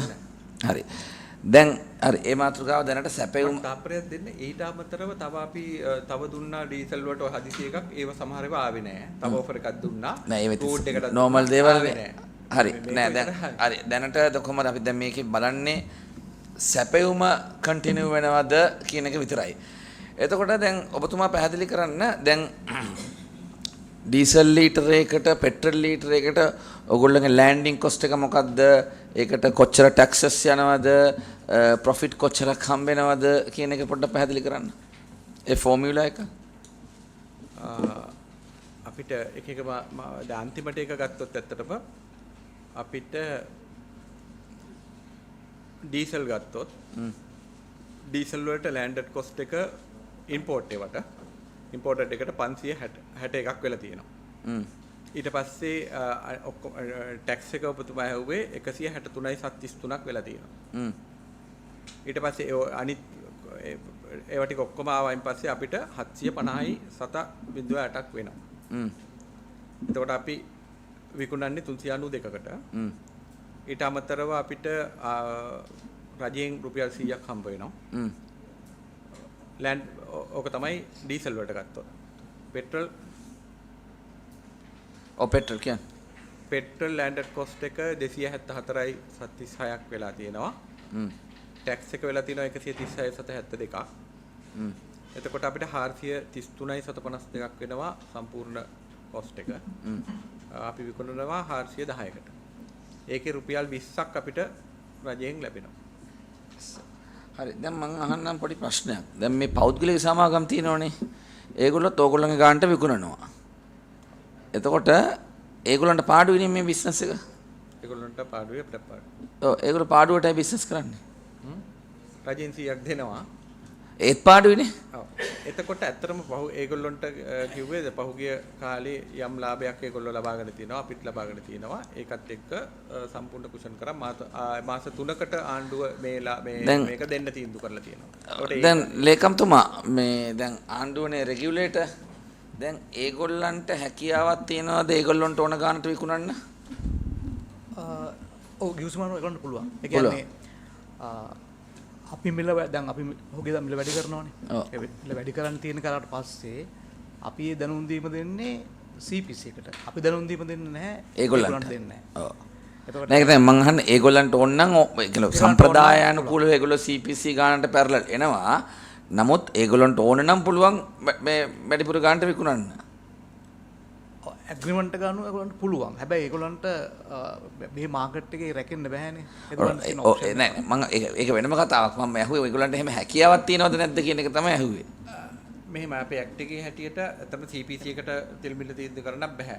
අපි ඒක ඩේටා ටික හදලාම අමාත්‍යාංශයේ මුදල් අමාත්‍යාංශය තමයි මිල තීන්දුව කරන්නේ. ඒ තීන්දුව කරන්නේ අපේ පෙට්‍රෝලියම් ඇක්ට් එකේ හැටියට CPC එකේ ප්‍රයිස් එක විතරයි. ගැසට් කරන්නේ CPC ප්‍රයිස් එක. ඒකට ඒක ෆලෝ කරනවා අරගොල්ලෝ. හරි පැහැදිලි. හරි.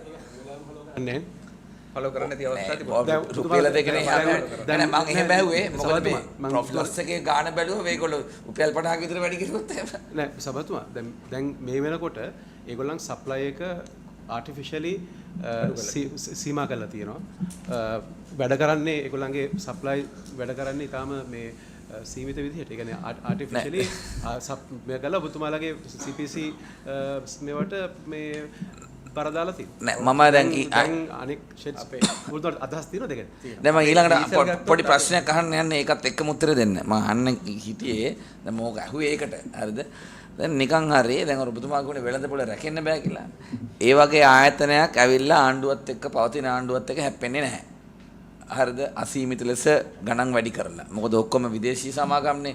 දේශීය සමාගමක් නම් බය නැතුව කරයි ඒක. හරිද? එතකොට යම් වෙලාවකදී ඒගොල්ලෝ සැපයුම හීන කරලා අඩු කෙරුවොත් ගැටලුවක් එනවනේ. එතකොට ඔබතුමන්ලාට වැඩි ප්‍රමාණයක් ආනයනය කරන්න වෙනවනේ. එවැනි තත්වයකට අපි මුහුණ දෙන්නේ කොහොමද? එහෙම කෙරුවොත් මම නිකන් ඉස්සෙල්ලාම තියෙනවනේ ඒගොල්ලෝ මිනිමම් සංචිත තියාගන්න ඕනේ. ඔව්. අපිට එතෙන්ට එනකම් සංචිත තියාගන්න ඕනේ. විකුණන්න නැතු වෙන්න පුළුවන් නේ.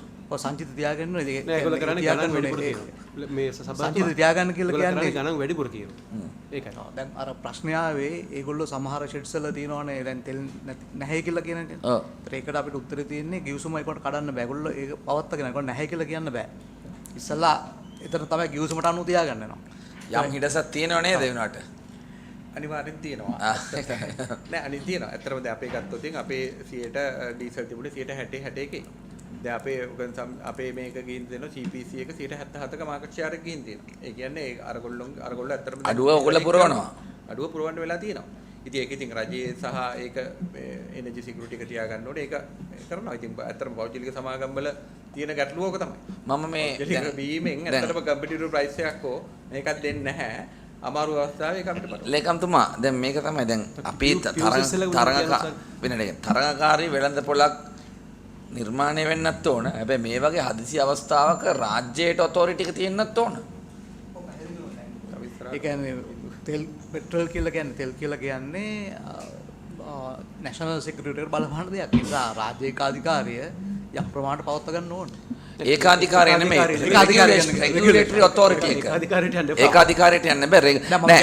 නෑ අපි ඔබතුමාට පොඩි ඩිරෙක්ටිව් එකක් දෙනවා. මේ පිළිබඳව අදාළ විශේෂඥයන් සහ මේ CPC එකත් එක්ක සාකච්ඡා කරලා මේ කියන්නේ ඒවා කන්ට්‍රෝල් කරන්න නෙමෙයි. නමුත් රටේ ජාතික ආරක්ෂාව කියන කාරණයට දක්වා මේක බලපානවනේ. හරිද?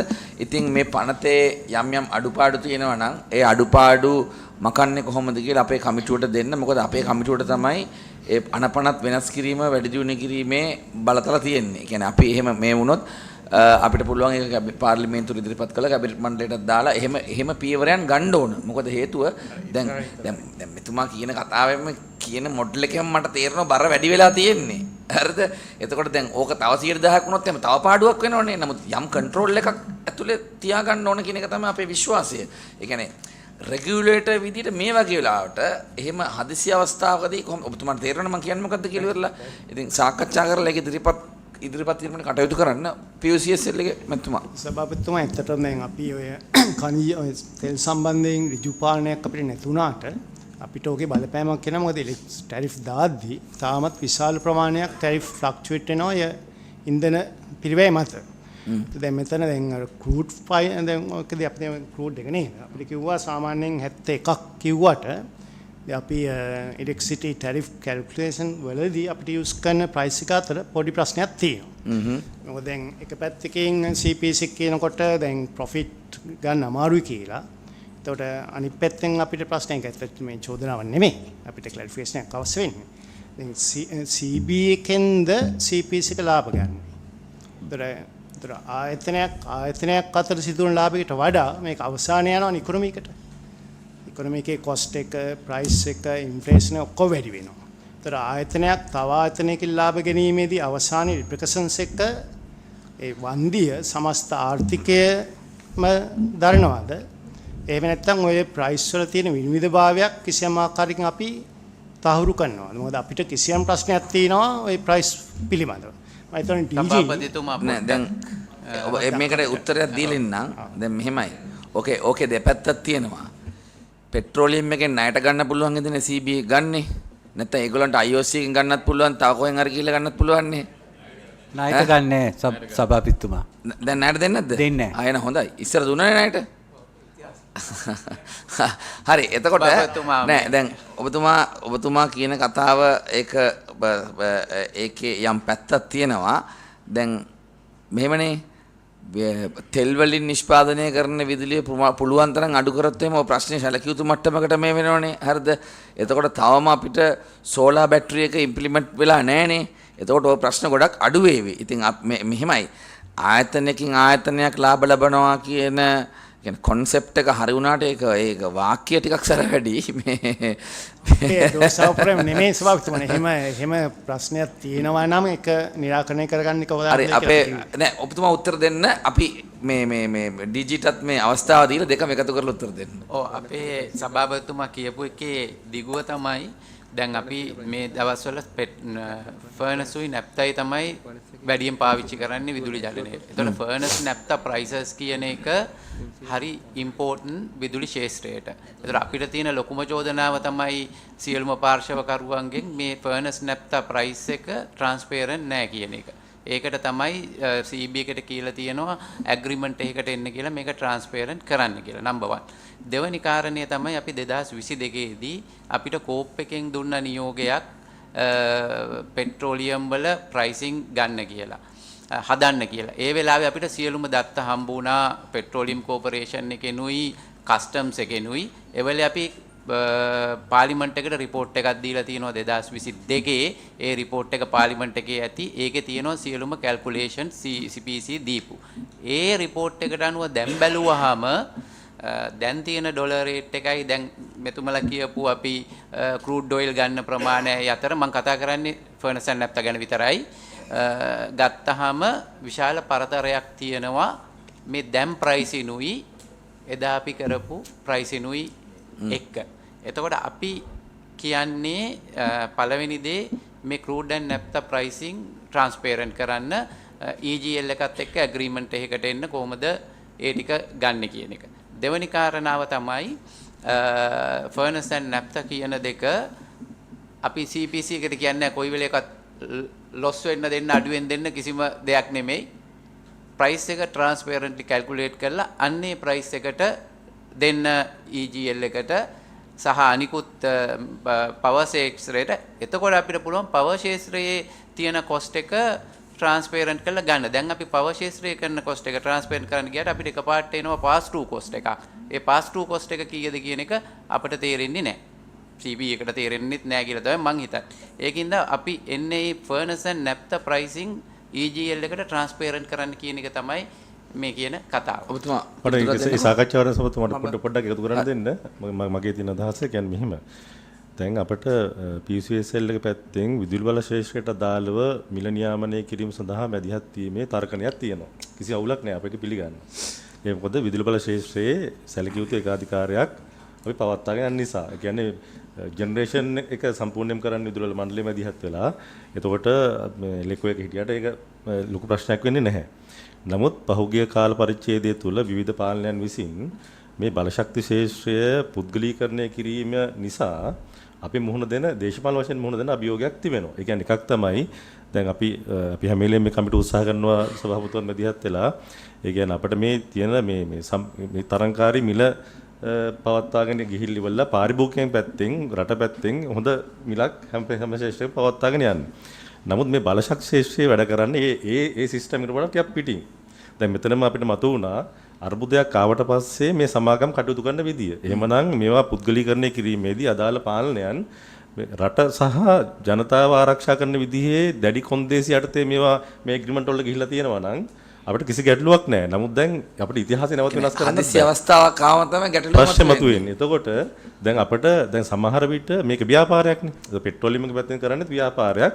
තවත් විදේශ රාජ්‍ය කියන්නේ බහුජාතික සමාගම් ලෝකේ තියෙන ප්‍රබලම සමාගම් 5ක් එක්ක. එතකොට අපිට ඒකත් එක්ක අපි වගේ පුංචි රටක් ෆයිට් කරනකොට අපිට සමහර ව්‍යාපාරික දේවල් අපි කියමු පෞද්ගලික අංශ කවදාකවත් අපිට මේ ව්‍යාපාරික තොරතුරු එහෙම් පිටින් 100%ක් එළියට දාන්නේ නැහැ. ඒතකොට ඒවා බොහෝ ප්‍රමාණයක් ආරක්ෂා කරගෙන තමන්ගේ ව්‍යාපාරය පවත්වා යනවා තමන්ගේ ආරක්ෂාවට. ඒතකොට රාජ්‍ය සමාගමක් වූ විගස අපිට මේ තරංකාරී ලෝකයේත් කරන මේ ව්‍යාපාරයකට මුළුමනින්ම මේ දත්තයන් අපිට එළිදරව් කරන්න සිද්ධ වුණොත් මම හිතන්නේ පවතී කියලා CPC එක. අපි ඒ සම්බන්ධය වුණොත් අවධානය යොමු කරමින් තමයි මේ සාකච්ඡාව මම ඔබතුමාලා විරුද්ධ නැහැ. ඔබතුමාලාගේ අරමුණ තියෙන පාරිභෝගික පැත්තෙන් ඉතාම සාධාරණ මිලක් ගෙන එක කිසි අවුලක් නැහැ. නමුත් අපි ආයතනයේ පැත්තෙනුත් කල්පනා කරලා මොකක්ද අපිට එන්න පුළුවන් හොඳම තැන කියන එක පිළිබඳවත් යම් සාකච්ඡාවක් තිබිය යුතුයි. සභාපතිතුමා මට අවස්ථාවක් දෙන්න. දැන් අපේ නිරෝෂන් මන්ත්‍රීතුමාට ගරු සහිතව මම කියන්නේ විනිවිද භාවය අවශ්‍යයි. විනිවිද භාවය නැතුව මේක කරන්න බෑ. PUCSL රජය තාමත් මේ විදුලි සමාගම් සියල්ලම රජයට අයිති පෙට්‍රෝලියම් රජය. එතකොට ඒ තොරතුරු රහසිගතව තියාගන්න ඕන නම් තියාගන්න. ඒක වෙන කතාවක්. හැබැයි රෙගියුලේටර් සහ පෙට්‍රෝලියම් කෝපරේෂන් එක අතර ඒව හුමාරු කරගන්න. ට්‍රාන්ස්පරන්සි තියෙන්න ඕන. එතකොට දැන් ඔබතුමාලා නැෆ්තා සහ ෆර්නස් ඔයිල් වලට මේ නියම කරන මිල ඒක රියලිස්ටික්ද කියලා නෙමෙයි අහන්නේ. රියලිස්ටික් නම් ප්‍රශ්නයක් නැහැ නේ. ඒක රියලිස්ටික් නැත්තම් ප්‍රශ්නේ. එතකොට ඒ නිසා ට්‍රාන්ස්පරන්සි ඕනේ මන්තුමා. ඒක ට්‍රාන්ස්පරන්සි නැතුව කතා කරනවා නම් සභාවතුමා ඒක මේ අපි මේ සාකච්ඡා ක්‍රමවේදේ වැඩකුත් නැහැ. හැබැයි අපිට රහස් තියාගන්න ඕන නම් ව්‍යාපාර රහස් තියාගන්න ඕන. මම කිව්වේ නැත්ත කියන එක නෙමෙයි. මම කිව්වේ අර මේ අනිකුත් ඩීසල් පෙට්‍රල් වල මිල තීරණය කිරීමේදී කියන සාකච්ඡා. Furnace and නැෆ්තා. නෑ ෆර්නස් ඇන්ඩ් නැෆ්තා. චුට්ටකින දැන් පොඩකින්න. දැන් PUCSL එකේ DG කියපු අදහස පැහැදිලි. හරිද? යම් දේවල් වල රහස්‍යභාවය සුරකින්න ඕන, යම් දේවල් වල කරුණු දැනගන්න ඕන. but ඕනෑම ව්‍යාපාරයක විනිවිදභාවය කියන එක වැදගත්. මේ විනිවිදභාවය අපි රටට පබ්ලික් කරලා කියන්න ඕනේ නැහැ. PUCSL එකයි අදාළ විදුලි සමාගම් සහ මේ පෙට්‍රෝලියම් එක අතර තියෙන ඕන විනිවිදභාවයක් මේක තියෙන්නේ. හරිද? ඉතින් ඒ තර්කයත් එක්ක ඔබතුමාගේ පිළිතුර දෙන්නකෝ. පළවෙනි එක කිසිම රහසක් මෙතන නැහැ. අපිට එහෙම කරන්නත් බෑ. අපි රාජ්‍ය සමාගමක්. එතකොට අපි ඔඩිට් කරනවා. මේවා හදපු හැටි ඔඩිට් හැමදාම ඔඩිට් කරලා බලන්න. එක. දෙක අපි තනියම තීන්දුව කරන්නේ නැහැ මිල. මිල තීන්දුව කරන්නේ ආණ්ඩුව. මේ හැම එකකම මිල තීන්දුව කරන්නේ ෆයිනෑන්ස් මිනිස්ට්‍රියයි අපේ මිනිස්ට්‍රියයි එකතු වෙලා. ඒක දෙක. ඊට පස්සේ අපි ඇත්තටම ගත්තොත් රාජ්‍ය සමාගමක් හැටියට අපේ වගකීම ඔය කියන ඔක්කොම දේවල් එක්ක විදුලි බලය කියන එක ගැන මේ අපේ මුදල් අමාත්‍යාංශයත් අපේ අමාත්‍යාංශයත් සලකලා බලලා තමයි මේ මිල මේ විදිහට තීන්දුව කරන්න කියලා තියෙන්නේ. එතකොට දැන් අපි එහෙම නැතුව මේ කියන විදිහට අපි ඉරි ගහලා හරි ගේන ගානටම විකුණන්න කියලා කිව්වනම් අපිට නැප්තා දෙන්න වෙන්නේ මීට වඩා වැඩි ගානකට බේ. අපි දිගටම පෙට්‍රෝලියම් එක හැටියට නැප්තා අඩුවෙන් දුන්නේ. පහුගිය කාලේ ටැරිෆ් එකට අඩු කරලා දීලා අපේ අනිත් බිස්නස් තියෙනවා. එතකොට ඕවරෝල් අපි බෝඩ් එකක් ඉන්නේ එකට. බෝඩ් එකේ ඉන්නේ බිස්නස් එක ගෙනියන. බෝඩ් එක තීන්දුව කරනවා ඕවරෝල් අපි ප්‍රොෆිට් එක කොහොමද තියාගන්නේ මේක තියාගන්නේ කොහොමද කියලා. නැප්තා දිගට දුන්නේ ප්‍රයිස් එක අඩුවෙන්. දැන් ෆර්නස් ඔයිල් දැන් මේ කියනවා නම් අපිට දෙන්න වෙන්නේ 319කට. අපි දෙන්නේ කීයද? 210ට. ගෙනාපු නැව සම්පූර්ණ ප්‍රයිස් එක හැදුවම දෙන්න වෙන්නේ ඒ ගානට. අපි දෙන්නේ 210. හරි සභාපතිතුමා දැන් අපිට පැහැදිලි එකම ගතේ එතකොට නෑ මෙතන සමාජ මතයක් හදාගෙන තියෙනවා පෙට්‍රෝලියම් එක මේ CB එකෙන් දුවනවා කියලා. ඒක වැරදි. ඒ කතාව සැර වැඩි. හරිද? අපි කියන්නේ කමිටු විදිහට මම ඒකේ වෙලම කිව්වනේ. නෑ සභාපතිතුමා ඔබතුමා කිව්වා 300 අපි දෙන්නේ දැනුත් දෙන්නේ 382කට. දැන් මේකටත් හරි. දැන් ඉන්නකෝ දැන් පැහැදිලි. දැන් ගැටලුව තියෙන්නේ මේකයි. CB එකත් එම අමාත්‍යාංශය. පෙට්‍රෝලියම් එකත් එම අමාත්‍යාංශය. රෙගියුලේටර් ඉන්න PUCSL එක. මට තේරෙන විදියට මේ සීරියස් ගන්නවා මට තේරෙන විදියට ගැටලුව ඒගොල්ලන්ව පොඩ ඉන්වෝල්ව් කරගත්තා නම් මේ වැඩේ හරි. තේරුණාද? ඒ ඉන්වෝල්ව්මන්ට් එක නැති එකේ අවුලක් තියෙන්නේ. හරිද? ඒක අපිට ඒක ඉන්වෝල්ව් කරගන්න බෑ. මොකද අපේ තාම නීතිමය රාමුව ඇතුලේ හරි. අනිත් එක ෆර්නස් ඔයිල් වල ප්‍රයිස් එක අපිට ඩිස්ක්ලෝස් කරන්න බෑ. නෑ. ඉන්නකෝ දැන් ඒගොල්ලන්ගේ ෆර්නස් ඔයිල් ප්‍රයිස් එක මෙහෙමයි. CB එකේ අපි හැමදා සතියෙම තියෙනවනේ ස්ටොක් රිවිව් එක. එතකොට ඒගොල්ලෝ අද අපිට කියනවා නැම ෆර්නස් ඔයිල් මෙච්චර ඕනේ. හරි. 10000ක් ඕනේ කියන්නේ. ඊළඟ සතියේ වැස්ස ගමන් ඇවිල්ලා කියනවා අපිට ඒක ඒගොල්ලෝගේ වැරද්දක් නෙවෙයි. මෙන් ඩිපාර්ට්මන්ට් ඊගාවට අපි එච්චර ගත්තේ නෑ. අපිට 5000යි ඕනේ. හරි. ඊට පස්සේ මම දැන් මෙතන බලනවා 10000ක් වෙනකොට අපිට ස්ටොක් එක ඉවර වෙනවා. මාසෙකට කලින් අපි නැව දාන්න ඕනේ. නැව දානවා. වැස්ස ගමන් මොකද වෙන්නේ? ඊට පස්සේ අඩු වෙනවා. ඊට පස්සේ මේ නැව මොකද කරන්නේ? ආන්න බෑ. ඔයගොල්ලෝ ගෙවන්න ඕනේ. ඊට පස්සේ අපි ගෙවන්න ඕනේ. එහෙම නැත්නම් අපි මේක බංක වලට විකුණනවා. හරි. ඒතකොට බංක වලට විකුණනකොට අපි මේ ප්‍රයිස් මේ කියන විදිහට දාලා තිබ්බනම් අපි කොහොමද මාකට් එකේ බංක ප්‍රයිස් නෑ එහෙම නෙමෙයි. කම්පිටිටිව් ප්‍රයිස් එක ගාව සභාවතුමා. ඒක නෙමෙයිනේ වැඩේ. ඔය ඔක්කොම පොතේ ලියලා ගණන් හදන්න පුළුවන් දේවල් නේ. ඉතින් මේ PUCSL එකේ ඉල්ලන්නේ ඒ ගණන් ටිකනේ. ඒ ගණන් ටික දෙන්න පුළුවන් පිටිපස්සේ එකක්. ඉස්සරහ එකක් දුන්නොත් ඒක එළියට ගියාම අපි කොහොමද හරි. සවත්වා ඉන්නව සවත්වා හරි. දැන් මේ දැන් අපිට මේ කතාව ඉවර කරමු. නෑ මේ කතාව ඉවර කරමු. තව නෑ දැන් කතාව මේකයි. දැන් PUCSL එක PUCSL එක මේ මගේ මතය අනුව ඒක මහජන උපයෝගිතා කොමිසම වුණාට ඒක විදුලි බිල හැදීමේ කොමිසම වගේ තමයි තියෙන්නේ. දැන් ඔවුන්ට මීට වඩා ශේත්‍ර බාර දෙන්න ඕන. එතකොට දැන් ඔවුන් මේ වෙලාවේ විදුලි බලය සම්බන්ධව කටයුතු කරන නිසා ඒගොල්ලෝ ඒක මොකද දැන් ටැරිෆ් එකක් දුන්නත් ඒගොල්ලන්ට බැනුම් අහන්න තියෙනවා. හරිද? ටැරිෆ් එකක් නොදුන්නොත් දේශපාලන ප්‍රහාර වලට මුහුණ දෙන්න වෙනවා. කවර ආණ්ඩුවක් තිබ්බත්. හරිද? එතකොට ඒගොල්ලන් බලන්නේ ඒගොල්ලන්ට මහ ජනතාවගෙන් එල්ල වෙන පීඩනය අඩු කරගන්න ඕගොල්ලන්ගෙන් කොහොමද අඩුවට අරන් දෙන්න කියලා ඉවරලා. ඒකනේ කතාව. හරිද? එතකොට ඒක මේ කොස්ට් එක වෙනද ජෙනරේෂන් කොස්ට් එක අඩු වුණාම ටැරිෆ් එක කන්ට්‍රෝල් කරන්න පුළුවන්. ඉතින් මම හිතන්නේ මේක මේ නීතියෙන් කරන්න පුළුවන් දෙයක් නෙමෙයි. හරිද? නීතියෙන් කරන්න පුළුවන් දෙයක් නෙමෙයි. නමුත් අවබෝධයෙන් කළ යුතු දෙයක්. ඔබතුමාගේ පැත්තෙන් ඔබතුමා කියන තර්කණය හරි. ඉස්සරහා ප්‍රයිසස් දුන්නම වැඩේ වැහැලා ඕඩර් එක අඩු වුණොත් එහෙම බංකරින් වලට දෙන ඒවා ටික ගන්න තියෙන ලාභය ගන්න බැරි වෙනවා. ඉතින් ඒක සම්බන්ධව අපිට මේ විශේෂ දෙයක් කියන්න බෑ. නමුත් අපිට කියන්න තියෙන්නේ සාකච්ඡා කරලා කරන්න ඕන ප්‍රශ්නේ කරයි. සභාපතිතුමා චූටක් ඒ හින්දා තමයි අමාත්‍යාංශයේ ඉන්නේ. අමාත්‍යාංශය පැදි වෙනවා. අමාත්‍යාංශ දෙක CB එකක් තියෙනවා, පෙට්‍රෝලියම් එකක් තියෙනවා. එතකොට අපිට කතා කරලා කියනවා මේකට මෙන්න මේ ගානට බැලන්ස් කරලා හරි බැරි. ඒක නේ ලේකම්තුමා පොඩ්ඩක් මේ PUCSL එකක් පොඩ්ඩක් කතා කරන්න. අතරම අපිට කමිටුවට එකඟ වෙන්න පුළුවන් මේ කාරණේට. දැන් PUCSL එක විදුලිය ගැන විතරනේ තාම ඒගොල්ලන්ව මේ බලය දීලා තියෙන්නේ. ඕක වෙන අපරාධයක්. දැන් කාලය තිස්සේ කියනවා කියන්නේ පෙට්‍රෝලියම්, ගෑස්, වෝටර්, ඒක අනෙක් යුටිලිටිස් සම්බන්ධව බලය PUCSL එකට ලැබෙන ආකාරයට පනත සංශෝධනය කිරීමට අපිට බැයිද කමිටුවට රජයට නිර්දේශයක් කරන්න.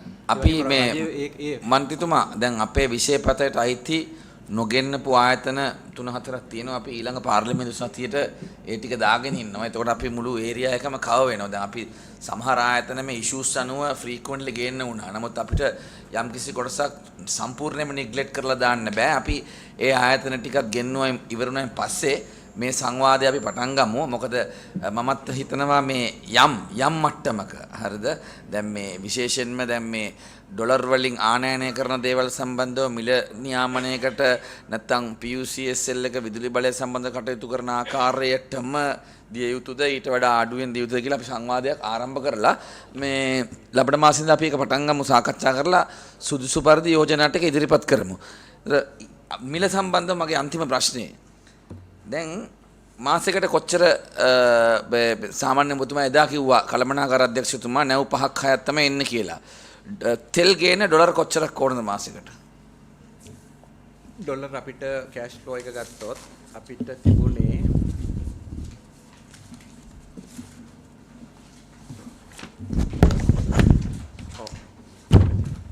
අපිට roughly average figure එකක් දෙන්න. මිලියන ජනවාරි වල ගියේ ඩොලර් මිලියන 135යි, පෙබරවාරි 220යි, මාර්ච් 110යි, අප්‍රේල් 233යි, මැයි 213යි. අප්‍රේල් කීයද?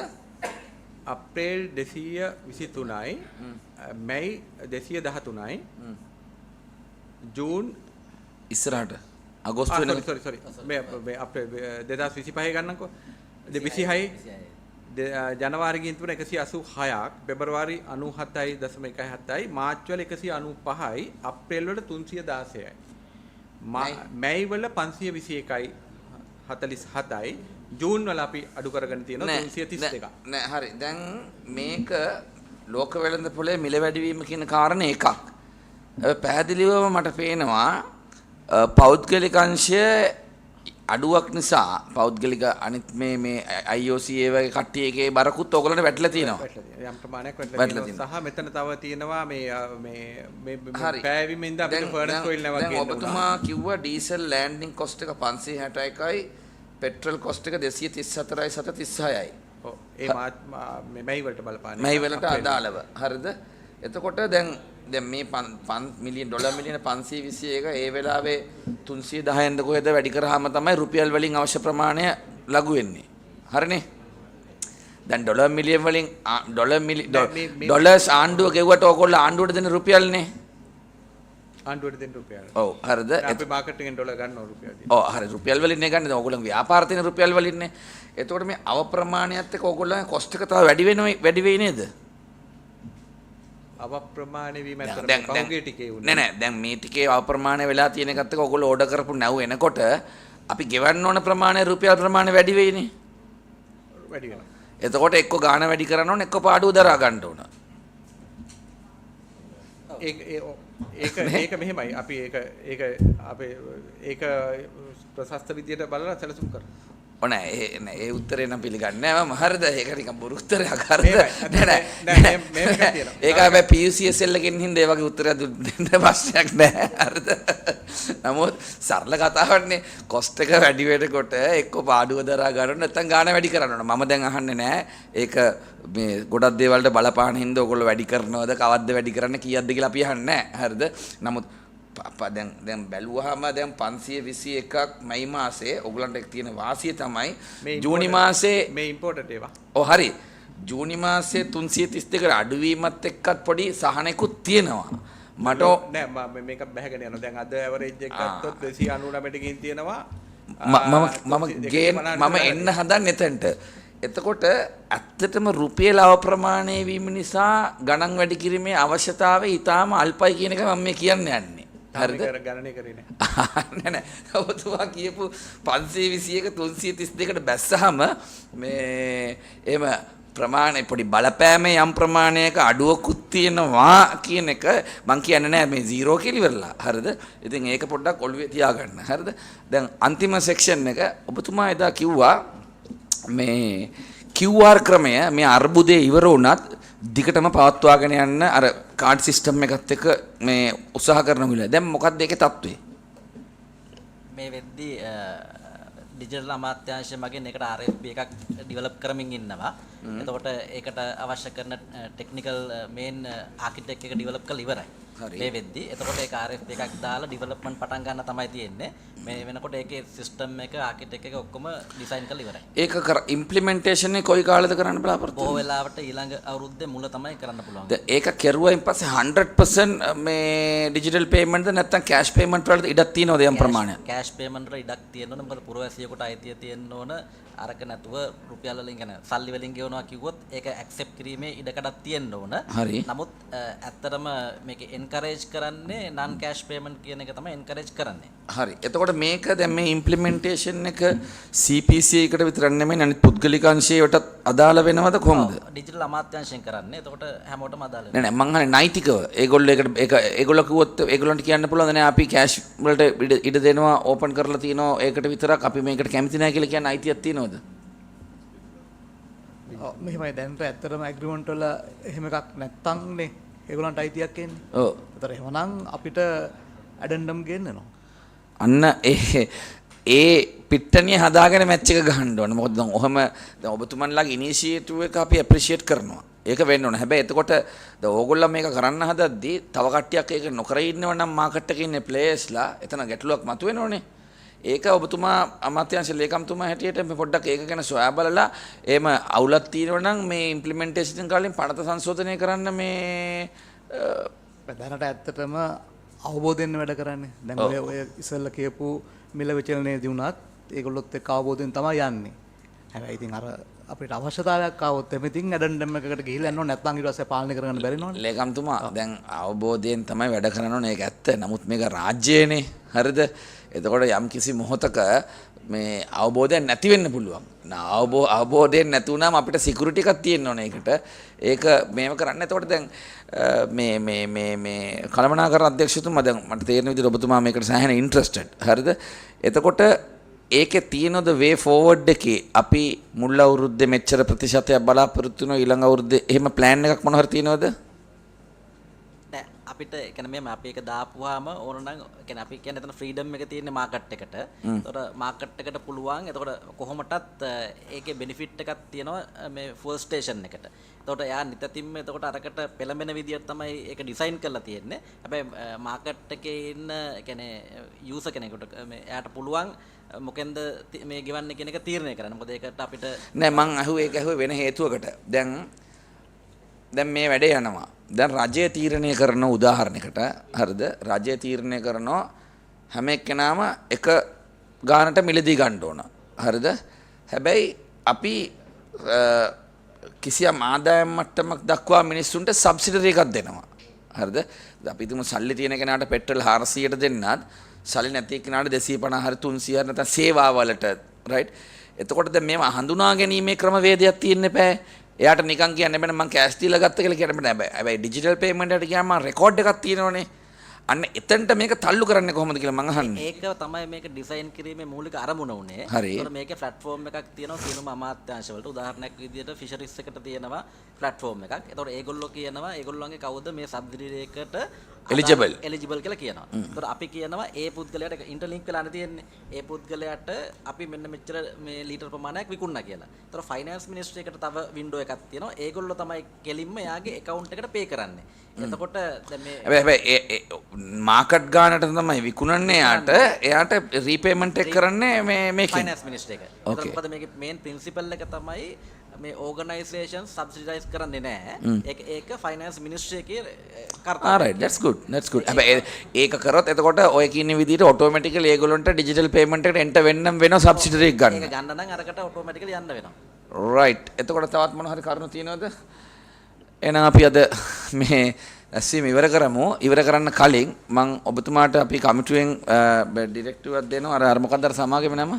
ට්‍රැෆික් යුරා සමාගමේ ජනවාරි මාසයේ සිට මැයි මාසය දක්වා ඒගොල්ලන් ගෙවපු නැවෝ නොයපු නැවෝ ඒ සම්පූර්ණ විස්තරයක් අපිට කමිටුවට සති දෙකක් ඇතුළත එවන්න. ඒ වගේම අපි ඉල්ලීමක් කරනවා ලේකම්තුමා මැදිහත්ලා PUCSL එකක් දාගෙන පොඩ්ඩක් ඒක කරන්න. එතකොට ගැටලුවක් මතුවෙන්නෙත් නෑ මේ CPC එක CB එකෙන් හම්බ කරසෝ කියලා චෝදනාවක් එන්නෙත් නෑ. චෝදනාව වැරදි. හරිද? ඒක සැර වැඩි. හරිද? බාවත්වා මං කිව්වේ මේ මහා සාමාන්‍ය අපි යනෝනේ කන්සල්ටේෂන් වලට. ඒකේ පොදුවේ මිනිස්සු කියන චෝදනාව තවන් ඒකයි කිව්වේ ඒක නිරවුල් කරන්න තමයි අවශ්‍ය කියලා. හරි. අපි ඒක ඇත්තට සීරියස් නොගෙන ඉන්නවා. ඉතින් අපි සියලු දෙනාට මේ බොහොම ස්තුතිවන්ත වෙනවා. අපි PUCSL එකෙන් ඉල්ලීමක් කරනවා මේ අර කලින් කිව්වා වගේ ගල්ලංගුරු සම්බන්ධව ඇක්චුවල් රිපෝට් එක කොස්ට් එක සම්බන්ධ ඇඩිෂනල් කොස්ට් එක සම්බන්ධව ඒ නැව් 17ම ඉවරුණා මේ ටිකට හදලා දෙන්න කියලා අපි ඉල්ලීමක් කරනවා. එහෙනම් සියලු දෙනාට බොහොම ස්තුතියි.